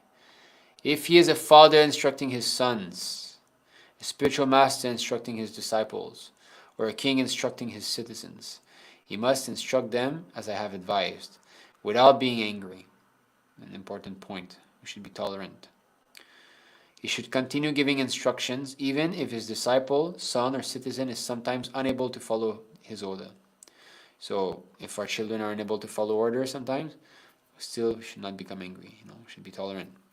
Of course, as they grow up, we can put some strictures. Ignorant people who engage in pious and impious activities should be engaged in devotional service by all means. They should always avoid fruitive activity. Always. If one puts into the bondage of karmic activity his disciples, son, or citizens who is bereft of transcendental vision, how will one profit? It is like leading a blind man to a dark well and causing him to fall in. And this is rampant in our movement now, as we have seen with this Gurukula, engaging them, you learn Bhagavad Gita, yeah, some little sloka, and once you reach the 11th grade, or I don't know what it was saying, then you go to the international school and you become like a technologist and this and that. Meaning what? And you go and become implicated materially. There's no scope for spiritual advancement if one wants to keep this karmic mentality. And let me work, get some result, and enjoy. I'm the cause of the result of my activities. This is the whole Maya. Ahankara vimudatma kartahamiti manyate. The bewildered spirit soul thinks himself the doer of activities which are in actuality carried out by the three modes of material nature. This is what Krishna says. We're not the doers. These are the three modes moving. We have to disassociate with ourselves with this material existence. The whole mistake is there. I am matter. I am Indian. I'm white. Right? I am a father of this family. I have to, aham mameti. This is me. This is mine. This is the whole hridaya granthi, the nut within the heart. This has to be slashed in. So therefore, every parent should wish that his boy remains brahmachari his whole life. That should be the wish. Now, if he can do it or not, that's another thing. But at least this prayer should be there, so that he doesn't become entangled materially. If he can make it. But if, no, brahmachari, then where are my grandchildren? How will I get grandchildren? Then this is selfish motive.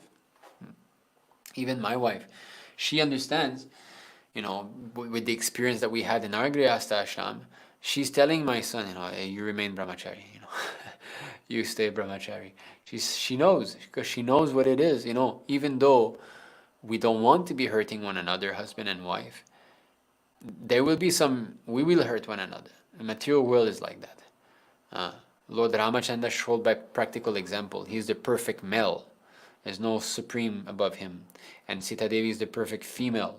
And even them in the material world, it was such a huge mess happen. So he's showing you cannot fix it. Whatever is here in the material world, you cannot fix. He's teaching us by these pastimes. So why try to entangle our children further? Sending them to slaughterhouse school, learning all this stuff. So that's ultimately it's a question of lack of faith and lack of seriousness in the whole thing. This is all what it is. It's confident in the words of the Acharya. Therefore, this verse is so important. That whoever has got faith in the spiritual master in Krishna, everything is revealed for them. So Prabhupada is saying here about confident if we have faith. So Indian man is saying, there was some trouble with your movement in America. We don't care for this trouble. If you are sincere, it is all right. We are facing so many difficulties. We don't care for it. We never compromise. All my students, they will never compromise. Why shall I compromise? If I'm confident that I'm speaking the truth, why shall I make compromise? This is the point here. If we're confident, if we have faith in this knowledge, why should we make any compromise? Those who are not confident of his position, they will make compromise. So if you lack faith in Krishna and his Krishna consciousness, you lack faith, is it really true all this? Krishna, does he really exist after all? Sarva dharman parityaja mamekam sharanam vraja, really? Can he do that? Is it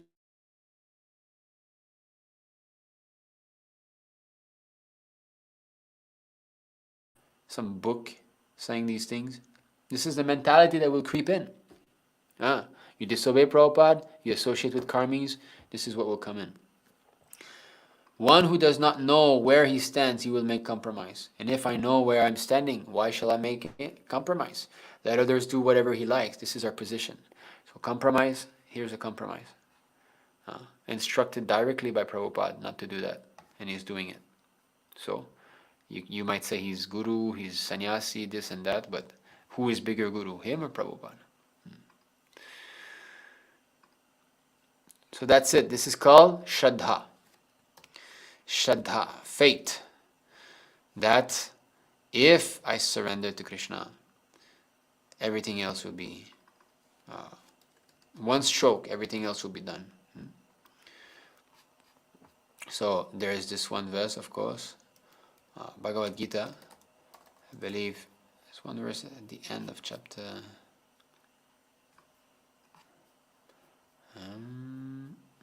Sorry, I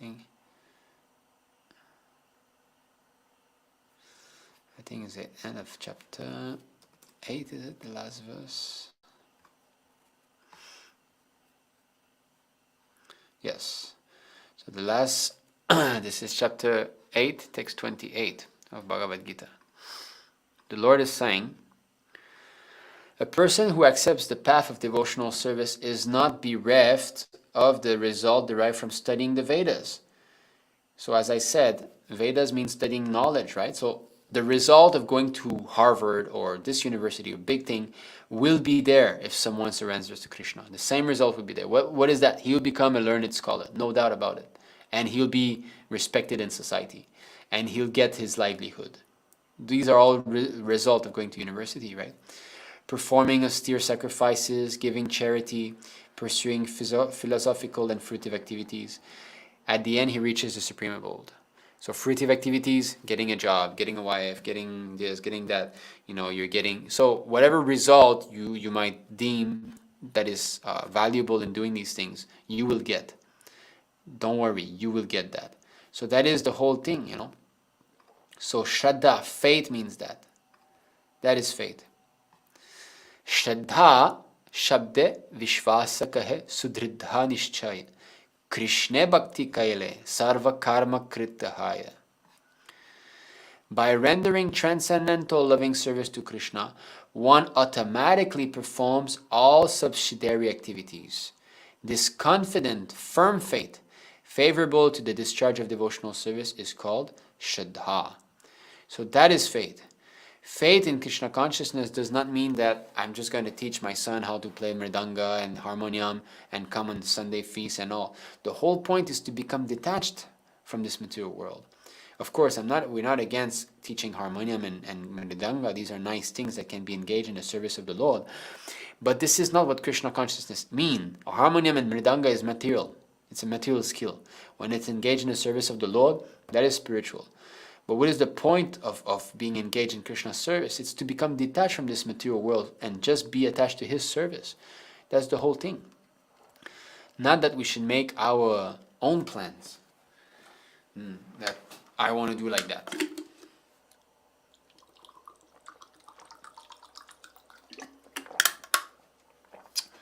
Okay, so I think we can start with the questions.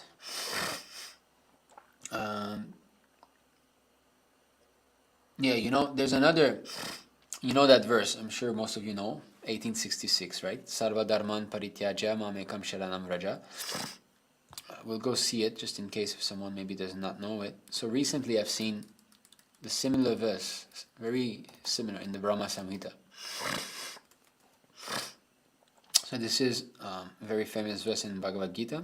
So sarva dharman parityaja mamekam sharanam vraja. So what are those dharma? Occupational duty, maintaining one's family and so on. This is also the abandon all varieties of religion and just surrender unto me. I shall deliver you from all sinful reaction. Do not fear. So Krishna is saying this. So similarly, in the Brahma Samhita 561, Krishna also says that. Where's the Brahma Samhita?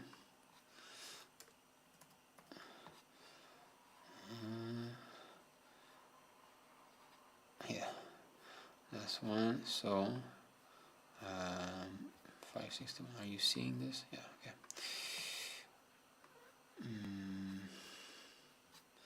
Yeah. So almost the last verse. You see. So Krishna is saying. I'm trying to open up. Okay. Abandoning all meritorious first, just see how it's dharman anyan parityajya. You see, almost the same. Sarva dharman parityajya. Here is dharman anyan parityajya. Mamekam bhaja vishvasan. You see, yadrishi shraddha. Again, shraddha here. To have faith that if I surrender to Krishna, that's it. One stroke. Abandoning all meritorious performances, serve me with faith. The realization will correspond to the nature of one's faith. As they surrender unto me, I reward them accordingly. Everyone follows my path in all due respect, O son of Pritha. So, this is it. How much we surrender, how much the Lord is going to be giving us this realization. The people of the world act ceaselessly in pursuance of some ideal. Meditating on me by means of those deeds, one will obtain devotion characterized by love in the shape of the supreme service. It's a little bit hard to understand like this, but Krishna is speaking of karma yoga here. Bhaktisiddhanta Saraswati Thakur expands, in the purport. So it's all about seriousness. So that's why we have to associate with those who are very serious. This is spoken also in the nectar of devotion. It's one, who is serious. This is nectar of devotion. Sorry. One who is very serious, everything will be accomplished in one stroke. It's okay. Sorry, I'm looking for nectar of devotion here. Okay, so Devotional purity, evidence regarding devotional principles. See here, there's a nice verse quoted.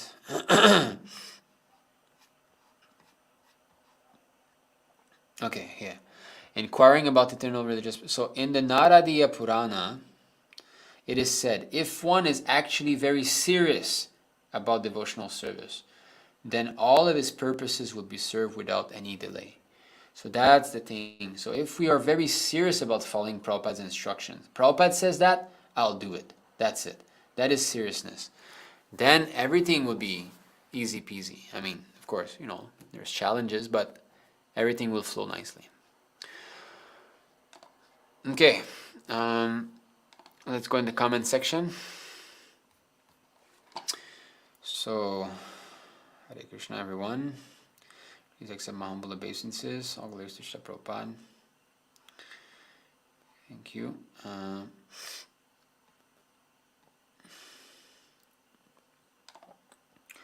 So here, sir, what is the power of brahmacharya virya, retention as per Vedic text? Virya formed by so much amount of blood, but some doctor and motivational speaker are misleading the youth. Yeah, this is another thing, that's why this series called asat-saṅga-tyāga. Why should we hear from such nonsense rascal? They'll tell you that, wasting semen is good. What do these people know? And that's the danger of sending our children to school. There'll be some speakers like that.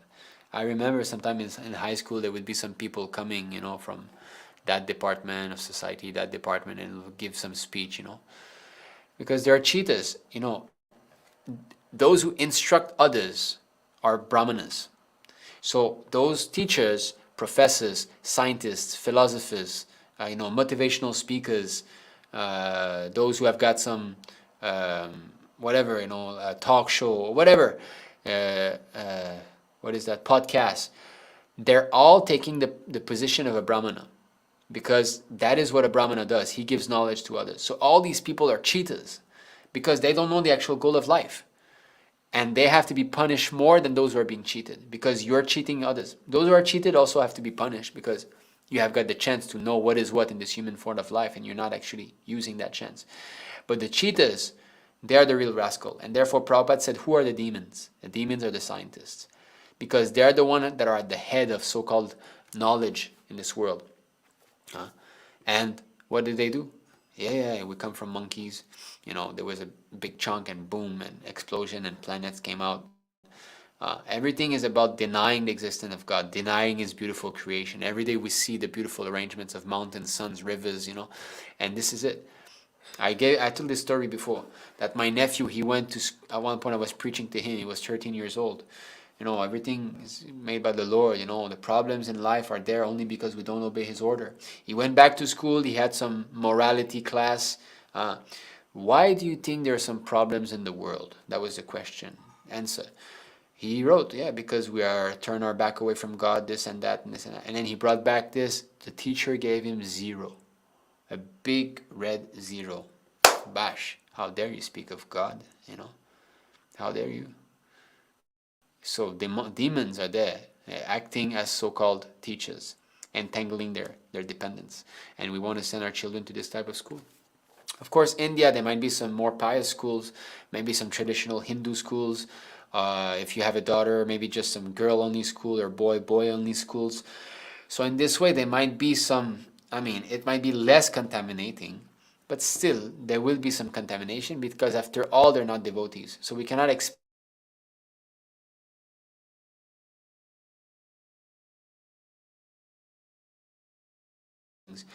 my son watches Krishna cartoons only, or God-conscious cartoons.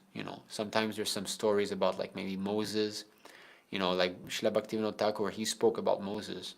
When I read that he accepts that Moses was a devotee, then I thought, okay, I can show maybe some cartoon like that, because there's not that many Krishna conscious cartoon. So at least there's some God consciousness, but I make sure that my son understands that this knowledge is for people who are less advanced spiritually. They cannot understand Krishna directly. So he knows. So in this way, and then if there's some cartoon like that are not Krishna conscious, then it has to be for learning English or learning something. Just like I download some small documentary for kids. like ants. He likes to see how the ants, they build stuff, and I let him watch things like that. But cartoons like superhero going to do this and that, no sir. Even his toys, I don't let him have some toys of figurines, Batman, Superman. I don't let him do that. Why? Because here's Batman and here's Krishna. So is it the same? Does Batman exist? And if Batman doesn't exist, does Krishna does not exist? These things will come. So there's no personality in the toys that I buy for him. Bow and arrows, okay, cars, guns, things like that. But not like Batman. You might feel that I'm too strict. You might say that you're doing too much. But I put all chances on my side. That's he's my son, and this is the way I'm sharing, at least the way that I'm raising him. I want every single chances to make sure that he's not going to become bewildered, and he's not going to follow some people who tell him that masturbating and having illicit sex is good. Virya is so much important. It's important shown in Vedic texts. Yes, so by retaining one's semen, one becomes very strongly minded. Determination is very fixed up, and he's capable of doing something. Prabhupada said that Gandhi, he managed to do what he did because he stopped sex life after 35 or 40. And because of that, his determination was so strong that he managed to do what he did. And memory. You'll be able to remember, have a very sharp memory. These are two of the main thing. And yes, that is education. Brahmacharya, Tapod divyam puttradena. I think devotee should earn more and more money because he knows how to use it. Also, one should learn skills that can make her employed. Okay, so earning money and getting money are two different things. Like Prabhupada was not working, and he was making money like anything. He was selling his books, right? They were raising donations in this way, that way. So being a preacher doesn't mean you have to be poor. Preaching, you require money. But when you're fully surrendered, all that money is used for the preaching service. Whereas, if you work, there's a chance that you'll again become entangled because you're touching this fruitive activity, you see. Even though you might think, Prabhupada says, sometimes a devotee might think of starting a business for Krishna. I'll make a lot of money. But then the contamination of fruitive activities is so strong that you so slowly fall away and you go. This incident happened. Prabhupada went to see one of his disciples who had started a business, a restaurant, and the restaurant was working well. So Prabhupada tried to save him. He said, the belongings of the disciple belong to the spiritual master. So your restaurant is yours or is mine? And the disciple said, it's mine. So Prabhupada said, okay. So that's it. He wanted to make that restaurant to contribute, right? Earning money and giving donation to that. But after that, the infatuation of earning money was so strong. Wow, I'm making money now. I can buy this, I can buy that. Because as soon as you get money, you start to contemplate what you can buy. When you're poor, you're not going to be dreaming about, Mercedes-Benz and, big house in downtown. That's not going to bother you because there's no way you can get it. But when you start to get money, oh, the gold is not that far. Maybe I can get it. Then you start, what can I buy? Oh, this new thing came out. And, so you become entangled. So it's very, very dangerous. So this karma yoga of earning money and giving a little bit for Krishna is very dangerous. It has to be done under the guidance of an expert spiritual master. Okay, so Saurav Prabhu is saying, yes, I'm from Kolkata. Here some doctor was saying there is no problem by doing masturbating. Of course, sperm count will not decrease. But according to our Shastra, it's not good. This is nonsense, you see. Just see. No. So that's the type of people we're going to take knowledge from. That's the type of authority we're going to have our children listen to, that it's okay to masturbate. There's no... Because the guy is a lusty fella who's indulgent in sex life every evening with his wife, and he's thinking that, yeah, it's good, it's fine, no problem with that. I remember, I had one teacher in high school, a woman. She was lusty like anything.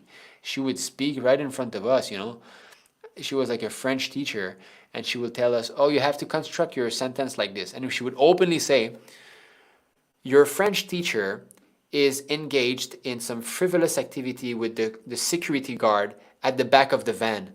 That's the example sentence that she was giving us, I was looking at her, I was like, wow, this woman is a prostitute, using her being, raped by the security man in a car as an example to teach us French.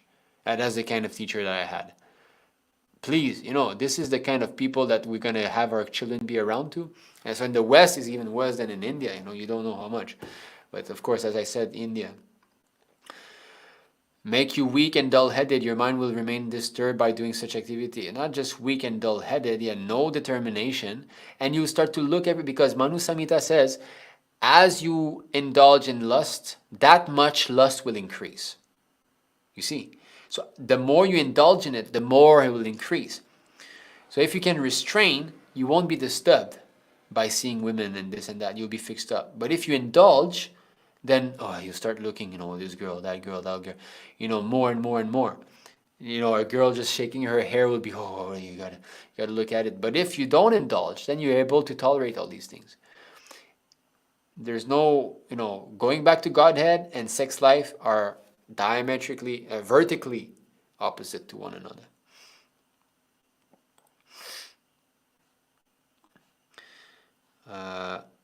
Here. Is anyone in ISKCON nowadays a Madhyamadikari? If there is, he will not remain.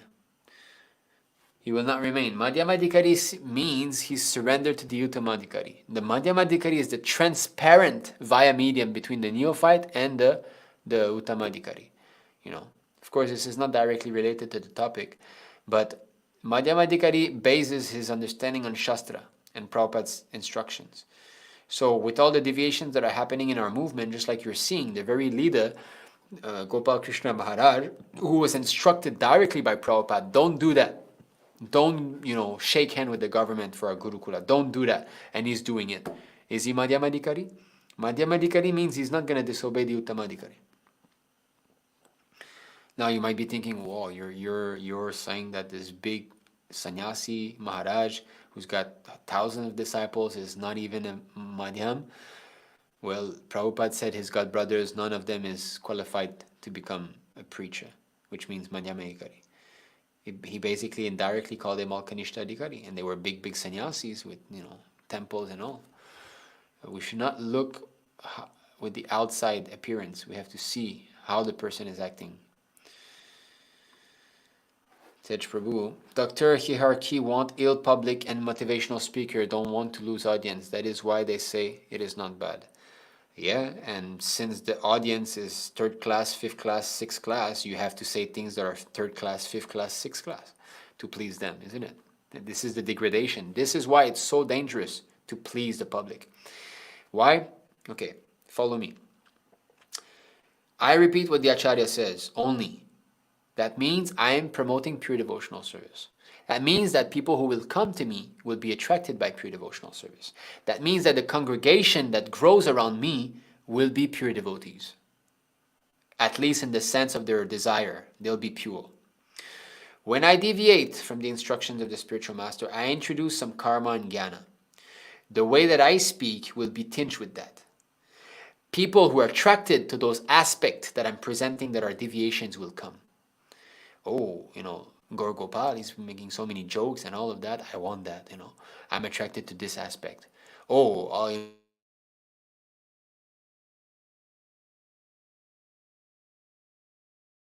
Inside, who doesn't want that? Okay, I want, let's go. So in this way, you're mixing pure devotional service. So you're attracting those who are after the contamination which you have presented. In this way, you are increasing a yatra of contaminated devotees. And since you're already their servants, you want to speak to please them, the more these rascals come in, the more you have to degrade your speech in order to please their sense gratification. You understand? You follow that? So that's why it's so important to never deviate.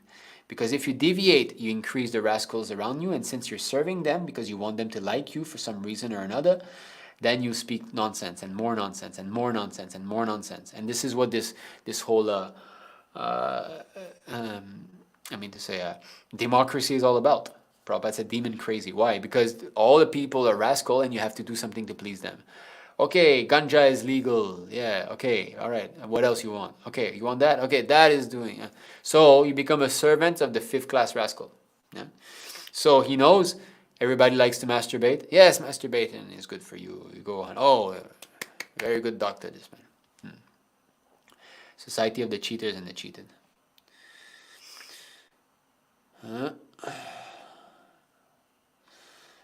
Okay, I don't know. After coming to Krishna consciousness, start following Srila Prabhupada, I don't believe any type of karmic people that much. Remove that much at the end. That's it. I don't believe any type of karmic people. Finish. Bas. We don't believe any single word they say. We should not even hear from them. This is another topic that don't hear from them. Even don't turn on the TV and listen to the radio and all this stuff. Don't even hear them speak, is it Srila Jiva Goswami or Srila Rupa Goswami? He said we should not even look at their face. How strict it is. You should not even look at the face of a karmi, an atheist. Not even look. Rajeshwari Mataji. Prabhuji, how do we understand any opposition in our life are the results of our past karma, or we are creating new karmas? Agami karma. When one is surrendered to Krishna, there's no more karma. It's not under the rules. It's not... Okay, what is karma? What is the distinction? I'm doing something sinful, right? So in my next life, let's say I get cancer, okay? So this cancer is a punishment. I did something bad. Maybe I opened a company that was pumping so much gas into the atmosphere and I made so many people sick. So now in this life, I got to become sick in this way. That's simply suffering for me because I'm a karmi. I don't know what is what. So for a karmi, suffering is just suffering. There's no use to it. But for a devotee who surrenders, Krishna will remove all the karma. At the time of initiation, its effect. He removes all the karma, but he keeps a little bit as a token, just to make sure that you don't fall back into the so-called comfort of material life.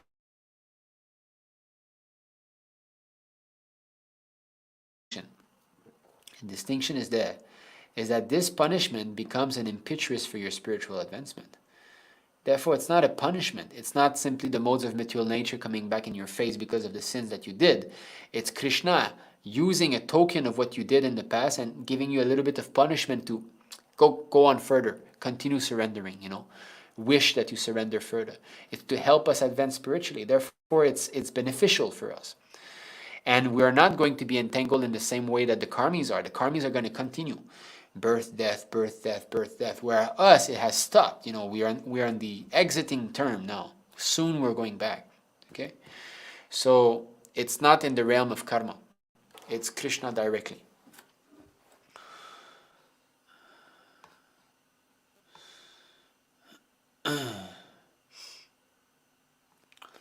Okay. So Tej Prabhu, sir, your sadhana routine video is so inspiring. Hare Krishna. So this is what we are trying to do, just to present Srila Prabhupada's instructions in a attractive way. High school means in India, at least in my state, is from class 5 to class 12. So class 5, okay, that's different than us. Class 5 means what? 10 years old to class 12. So okay, it's different. So 10 to 17, something like that. Building Shraddha is not easy. Yes, Shraddha cannot be done unless we associate with those who have Shraddha. Those who have faith, if we associate with them, association means what? Means hearing from them. If you're hearing from someone who's got faith, that's going to become contagious. Just like hearing from someone who's atheist is also going to become contagious. So therefore, asat-saṅga-tyāga, we must give up. Chaitanya Mahaprabhu said, don't hear from them. Those who are not Krishna conscious, don't even, walk straight. Don't hear what they have to say. So same way, if we hear from someone who has got strong faith in the Shastra, in Prabhupada, that's going to become contagious to us. And we're going to want to be following more strictly. And by following more strictly, we're going to see the result. The proof of the pudding is in the tasting. So we're going to see the result in our lives that, yes, it's true. And by that result, this is going to be an impetus for further faith. That, okay, it's working. Let me try more. Let me hear more. And in this way, it's like, boom, boom, boom, boom, boom. One cause becomes the effect, which becomes the cause, which becomes the effect. So you hear and you apply, and you hear more and you apply. And in this way, you progress spiritually. I didn't have faith when I started Krishna consciousness. I was reading Prabhupada books and I was, here I don't really accept that. Okay, here now. And when I met His Grace Gopal Prabhu, Prabhupada says that is true. Then I saw that, here is a devotee that is different. He's got such strong faith in Prabhupada's books. Okay, I understand now what it means to be a devotee, like strongly convinced. And because of his association, his guidance, I accepted him as my Shiksha Guru. I took guidance from him. Then I made some progress, tangible progress.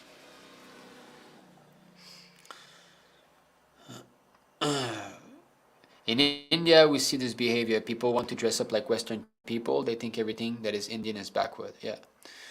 This is how my ancestors brainwashed your ancestors. So now I'm trying to win back the depth and trying to bring back your people in the right path. That was Prabhupada's plan, to bring back the Westerners so that the Indian will follow Westerners as Vaishnavas. So, the Englishman went there and they did their job, they knew how to do.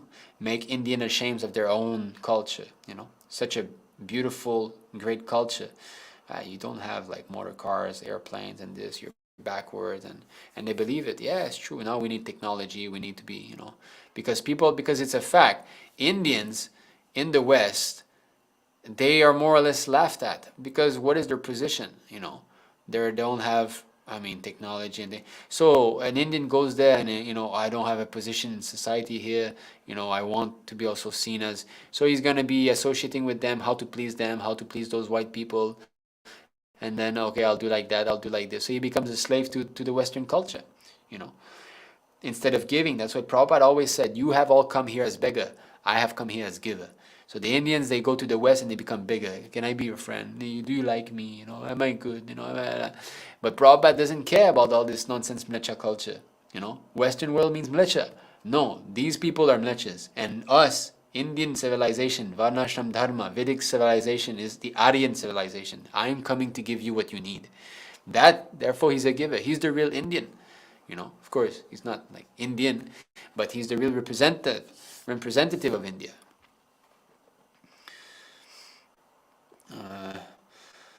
Mingling with unchasteful girls, a biggest thing in Karmi school, and it will increase your lust so much that after an age you will not be able to control. Yes, forget it. You won't be able, and it's increasing more and more and more. It's becoming tighter and tighter and tighter. I remember, when I was a teenage, this MSN started, this chatting stuff, right? MSN. After school, all the boys and girls will go on MSN and chat with one another. And what will be the ultimately will boil down to what? Oh, send me a picture of yourself. That would be the thing, So already this illicit sex was starting because of this MSN thing.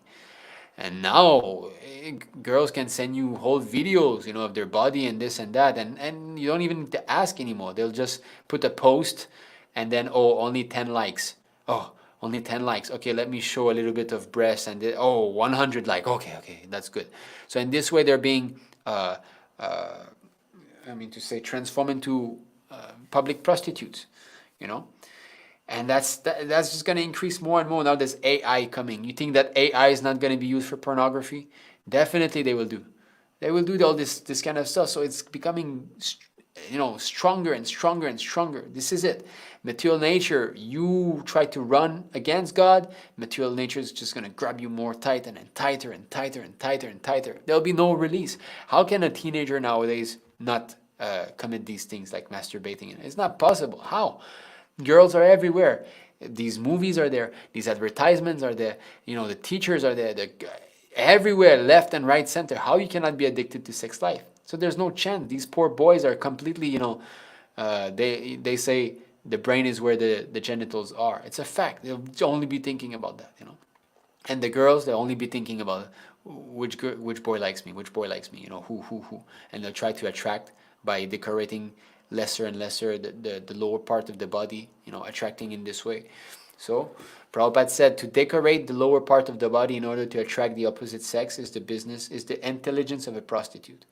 So they're developing the intelligence of the prostitute. How can I show more my legs, so that the boys be interested in me? So in this way they're becoming prostitutes. Very, very only this Krishna consciousness movement can save the world. There's nothing else.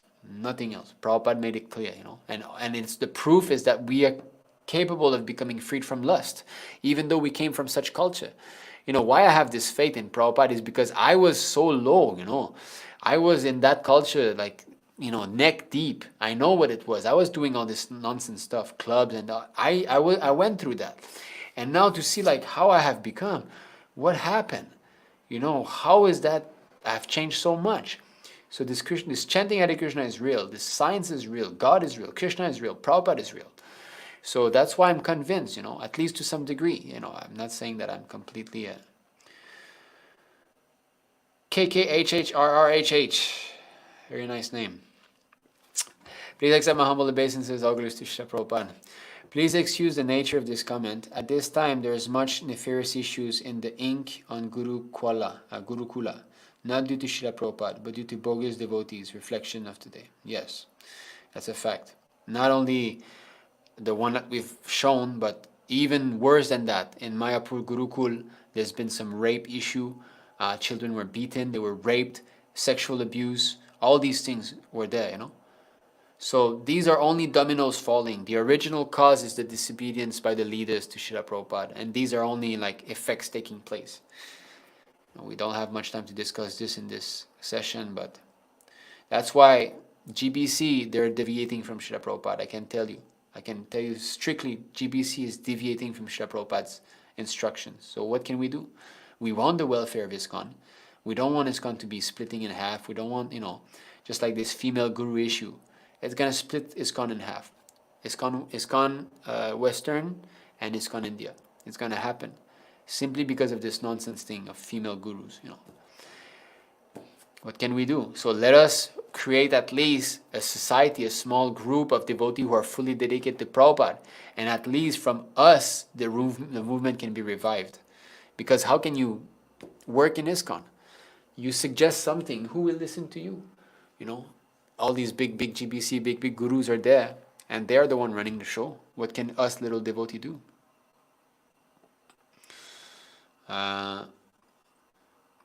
25 still going on so-called master's degree. Yeah, well, you've went that far already, so just a few more years or months. So you complete that and pray to the Lord to make arrangement, We should always be praying to the Lord to make arrangement to help us surrender further. We're not saying that working is, completely, you're finished. No, I went through work also. We have many Grihastha devotees. But if you want to work next to a temple.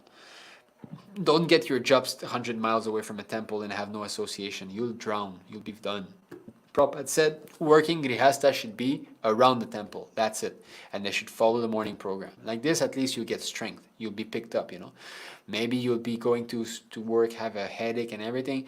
After you come back to the temple, you can have nice prasadam with the devotees. You'll be relief, In this way, you won't feel too much suffering. Manu Prabhu, I remember in one Q&A with Sundar Gopal Prabhu saying that we have to vet any Gurukula teachers in order to prevent and child abuse, especially sexually. So how may we monitor that we may prevent this? Because in our ISKM, we're all following Prabhupada very strictly. And Prabhupada said the teachers themselves must be exemplary, So we're not going to be putting some third-class devotee as a teacher of Gurukula. No, we have to be putting someone who's got good qualities. And if you're convinced that this person is very nice, there's no need to monitor, putting cameras and this and that. If you want, you can put cameras. It's not like that it's against. But there should be no doubt that the person I'm putting in charge is going to do the right thing, And in ISKCON, you cannot be freed from any doubts because the offenses are creeping everywhere. Offenses against Srila Prabhupada. I have shown you Prabhupada instructing directly Gurukṛpa Mahārāja not to do it, and he's done it. So if the leaders, such elevated sannyasi in ISKCON is doing that, what about the other devotees down the line? Supreme Peace, what does the devotee parents should do with their kids since the school is so horrible these days? So as I said, there should be an arrangement so that the children can be raised at home. And best thing is if some grihasthas can get together and help one another with that. Like Monday I'll take the kids and I'll give these classes. You do it on Tuesday and like that, and you can help one another. Or also, like I said, the wife doesn't work, the husband works, right? And in this way, the wife can homeschool the children. But the whole point what makes things easy is to be near a congregation of devotees, near the temple. So then you just bring the kids to the temple and you try to have them engaged, in different activities, devotional activities. And let's say they have some time off, then okay, then you get some classes online where they can learn on the iPad or the computer. So they'll learn their material knowledge. Somehow or other, like, we have to work it out, not that we give up and, never mind, I'll just send. Another thing they say, he won't have any friends, so better let him go. It's just like saying, today my son didn't eat, so I'll just give him a big steak.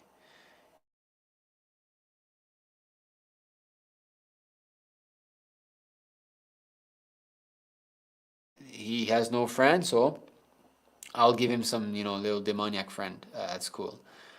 Of course, we use sharp words because it's true. Those children come from, atheistic families and all. So why do we want our child to have such friends? And somehow or other, like my son, he doesn't go to school, so I thought he would almost never have friends in his childhood. But somehow or other, we came here, and some village boys, they come. I filtered them, the one I didn't like, I kind of made some arrangements so that they don't come back again. And the one that I like, that I have some better quality, they come. Like every week, they'll come once or twice, and they'll play in the courtyard. I'm managing, I can see, When they say some curse word, I go and see them, don't say that. So, okay, so at least I can control them because they're here, under my jurisdiction. But I don't let my son go to their house, forget it. Never, So he's got some friends, and he's got his sister now. So it's going on. My morning, he's got some Chinese class, half an hour online with the teacher, then another English class, half an hour in this way. I give him one Krishna conscious class, then my wife gives him another Chinese class in the evening, and then she reads one verse of the Bhagavad Gita every day before bed, and purport with Prabhupada, and he's listening. So in this way, trying to, for the moment, this is where we're at. As he grows older, 5-6 years, then we'll have to see, Krishna will give intelligence if we're serious about doing it. The Moses cartoon and the real pastimes of Moses is actually amazing. Yes, so, there's this Moses, right, made by Walt Disney, I think. It's a very nice movie, how he parted the sea and all, and how he saved. So at least there's some God-conscious stories there, So, but I always let my son know that this is for people who are less intelligent. They cannot go to Krishna directly. But, he still likes it. I mean,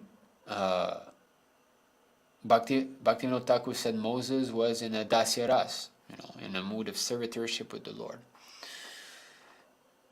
You're not too strict. If the boy spent time thinking about Batman, he would be worshipping Batman instead of Krishna. Yes, that's a fact.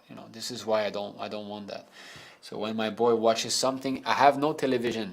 I mean, I have a TV, but it's not plugged to the cable, or I don't know what you call it these days, or Netflix. So I don't have that. I download everything on a USB drive. From my computer, I put whatever I screen, whatever he can watch. And then I plug it in the TV, and he knows, and I let him select. He knows how to do. Today I watched this cartoon of Krishna. This day, this. So in this way, So I don't let him go on YouTube alone, and because even some, like, there is this one application called Khan Academy Kids. So it's free education. It's a game on the iPad or the phone, and there's so many nice things. He's learning a lot from that. Actually, a lot of his reading skills he learned from that. Mathematics also, and so on. So I don't like some of the stories that are there, and I don't like some of the things, but what to do, after all, I need to give him some education somehow. So I see that the win is outweighing the loss. But even though, today he was like taking shower, and I was hearing, did you ever see a goose drinking orange juice down by the bay? I was thinking, like, what is this kind of song that he's learning? Did you ever see a goose drinking orange juice? So this is the kind of nonsense things that they're teaching, I would definitely prefer that he learns English through Hare Kṛṣṇa stories. So that's why, we have to come up with a plan to make our own Gurukula, so that English will also be Krishna conscious English, So you see, even though I'm strict and I'm trying to restrict as much as possible, did you ever see a goose drinking orange juice? This is the song he's singing. So even though, so what if I was less strict than that? I wouldn't imagine. Aditya Sinha, Hare Kṛṣṇa. Hare Kṛṣṇa Prabhuji, what does our Shastra say about changing the gender? Nowadays, a lot of people are accepting this culture. What are the consequences on the spirit soul? It's simply entangling more, it's sinful. God has given you a body, and you have got some duties according to that body that you have, and you're trying to change everything, the arrangement of the Lord. You're going against the established order. This is you want to become liberated. Oh no, I don't want to be a man, or I don't want to be a woman. Let me be a man. And you're trying through some material means to do that. You just become more and more in the mode of ignorance, crazy. And therefore you see these people are crazy. Those who change sex and all, they're not, you don't let this kind of people approach your children, They're completely off of it, off track. They have lost it, They're not in contact with, reality, And a lot of them regret. A lot of them after that, they regret, what did I do? And they become into crazy depression. A lot of them commit suicide and all of this.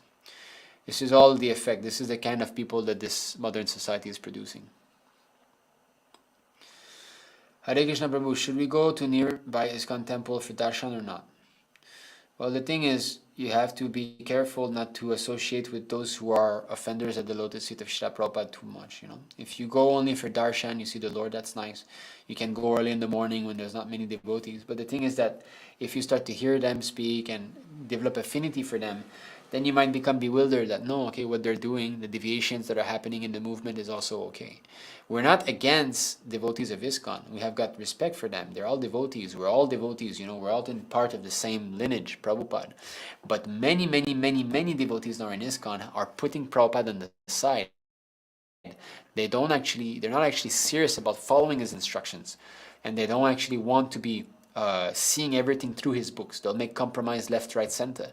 So we don't want that in ISKM. And therefore, we have to use a different name, ISKM. I would love to preach under the ISKCON banner, but I'm forced not to do so. We are all forced not to do so. Because in ISKCON, you cannot push Prabhupada's preachings as it is. You must make compromise. Because everybody's lacking faith in him. As you say this about karmis and karmic topic, this reminded me of Bhaktivinoda Thakur when he spoke in the topic of the war in his time. He said, speaking about this war is meaningless topic, right? They're very much interested in discussing the concerning Bhaktivinoda Thakur. Let us see something. You're reminding me something concerning education. This is a song by him that I searched earlier. Very nice song. Vidyara Vilase. Translation here. With great enthusiasm, I spent my time in the pleasures of mundane learning and never worshipped your lotus feet, O Lord. Now you are my only shelter. Spend my time in the pleasure of mundane learning.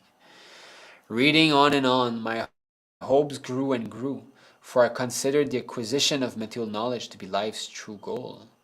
How fruitless those hopes turned out to be, for all my knowledge proved feeble.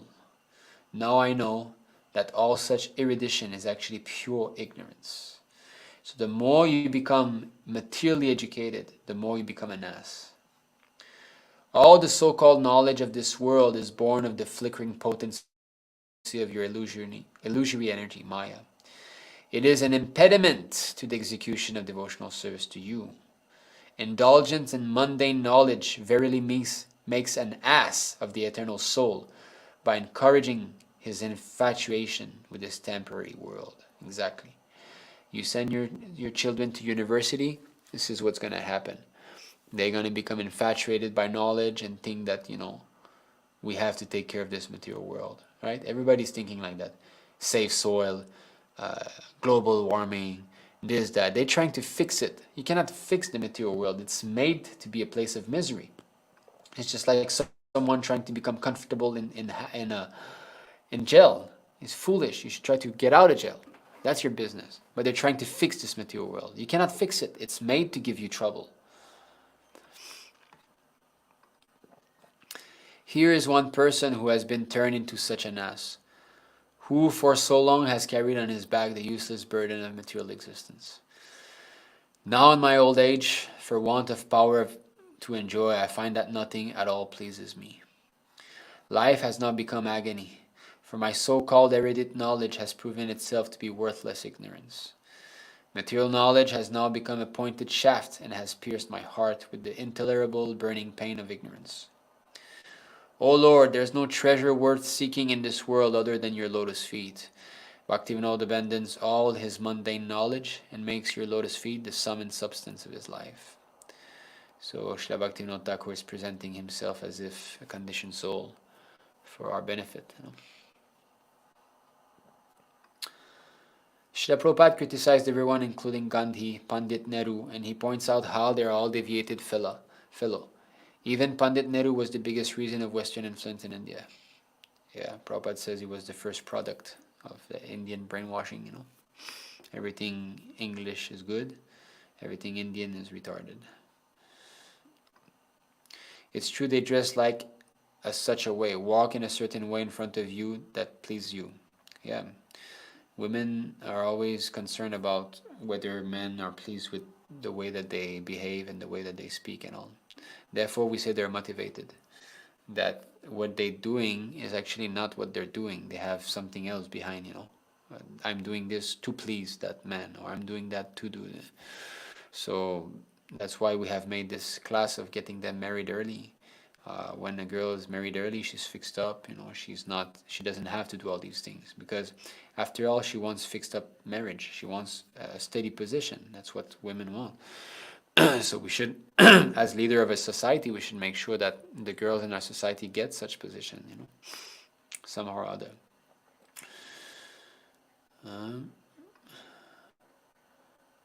Sorry. In class 12, my physics teacher said me immature just because I didn't sit with girls in the same bench. Yeah. This is the kind of teacher we get. Hare Kṛṣṇa Prabhu, how do you divide salary as a pure devotee? I'm a fresher, just got my first salary. Money is problematic. I can feel with firm from your talk. Now also I'm not married.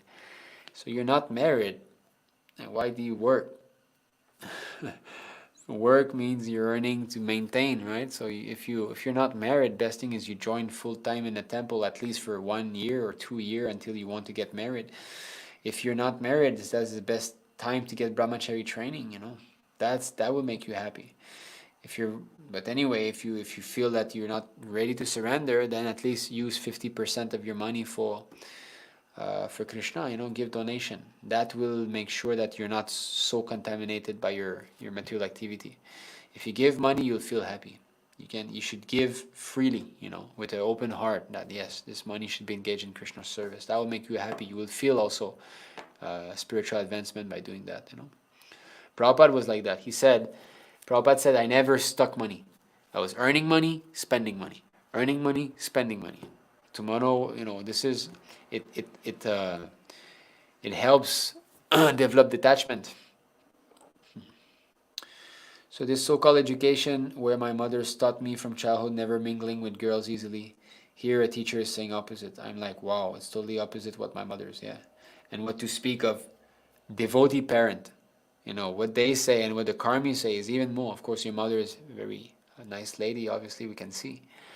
So she knows, But, those who are trained in Krishna consciousness have got even more deeper philosophy that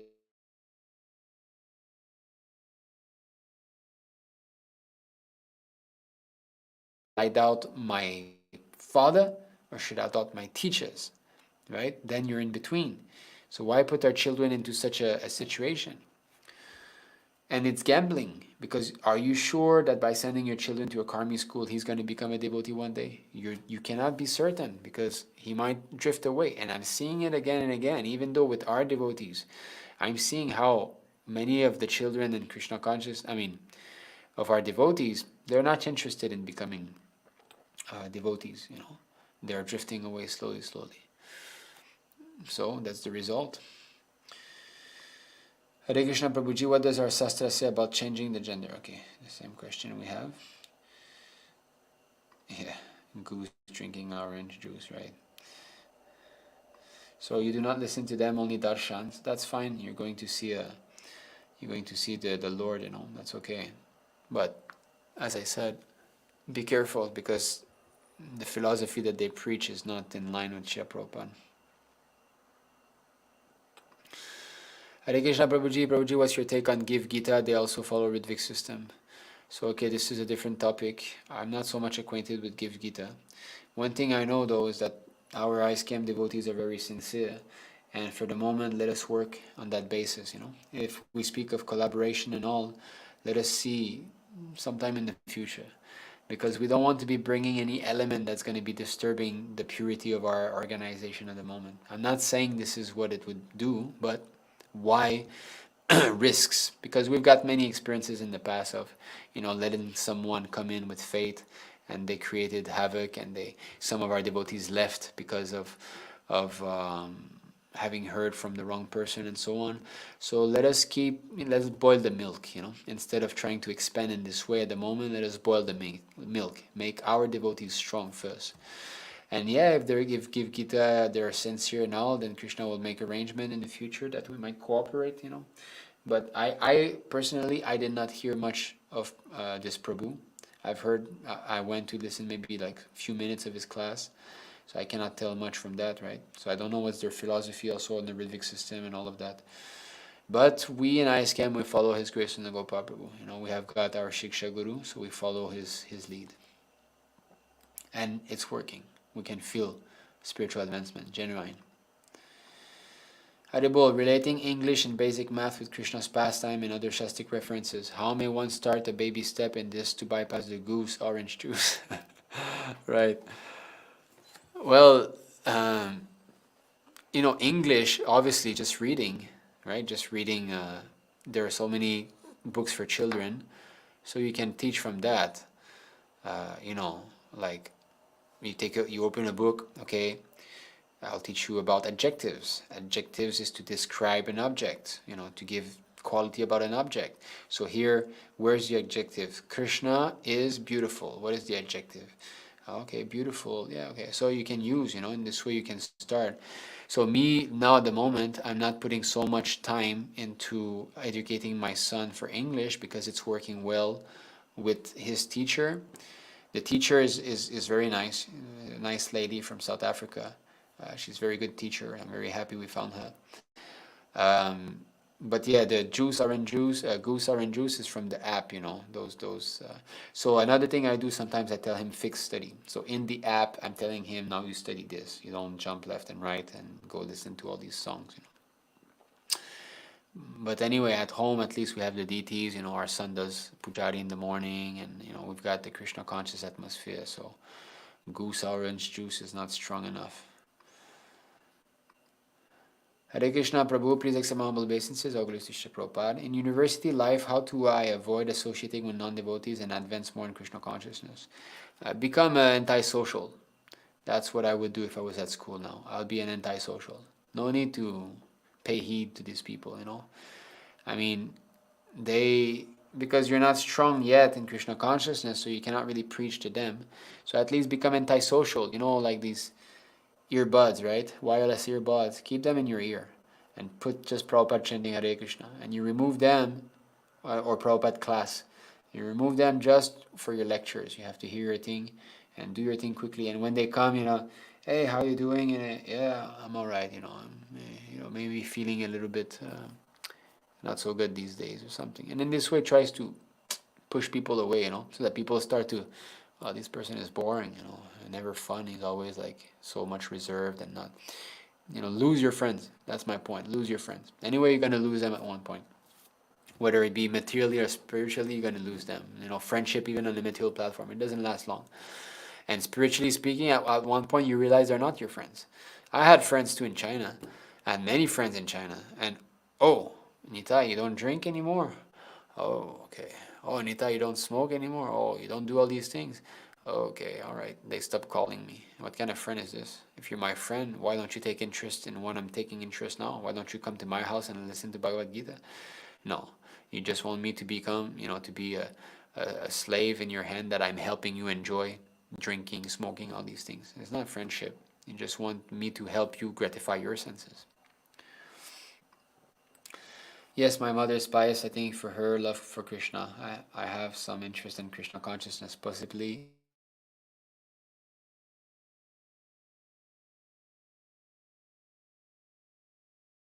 Good fruit doesn't come out of a bad seed. So all devotees' parents have some piety there. Mission and devotee of Kalimata. I tried to explain him Ramakrishna mission isn't authentic, but one day a huge fight happened in the house, so after that I stopped giving him advice. Yeah, don't advise. Narada Muni just says, you be a good son in your house and that's it. But you be convinced yourself. That's the most important.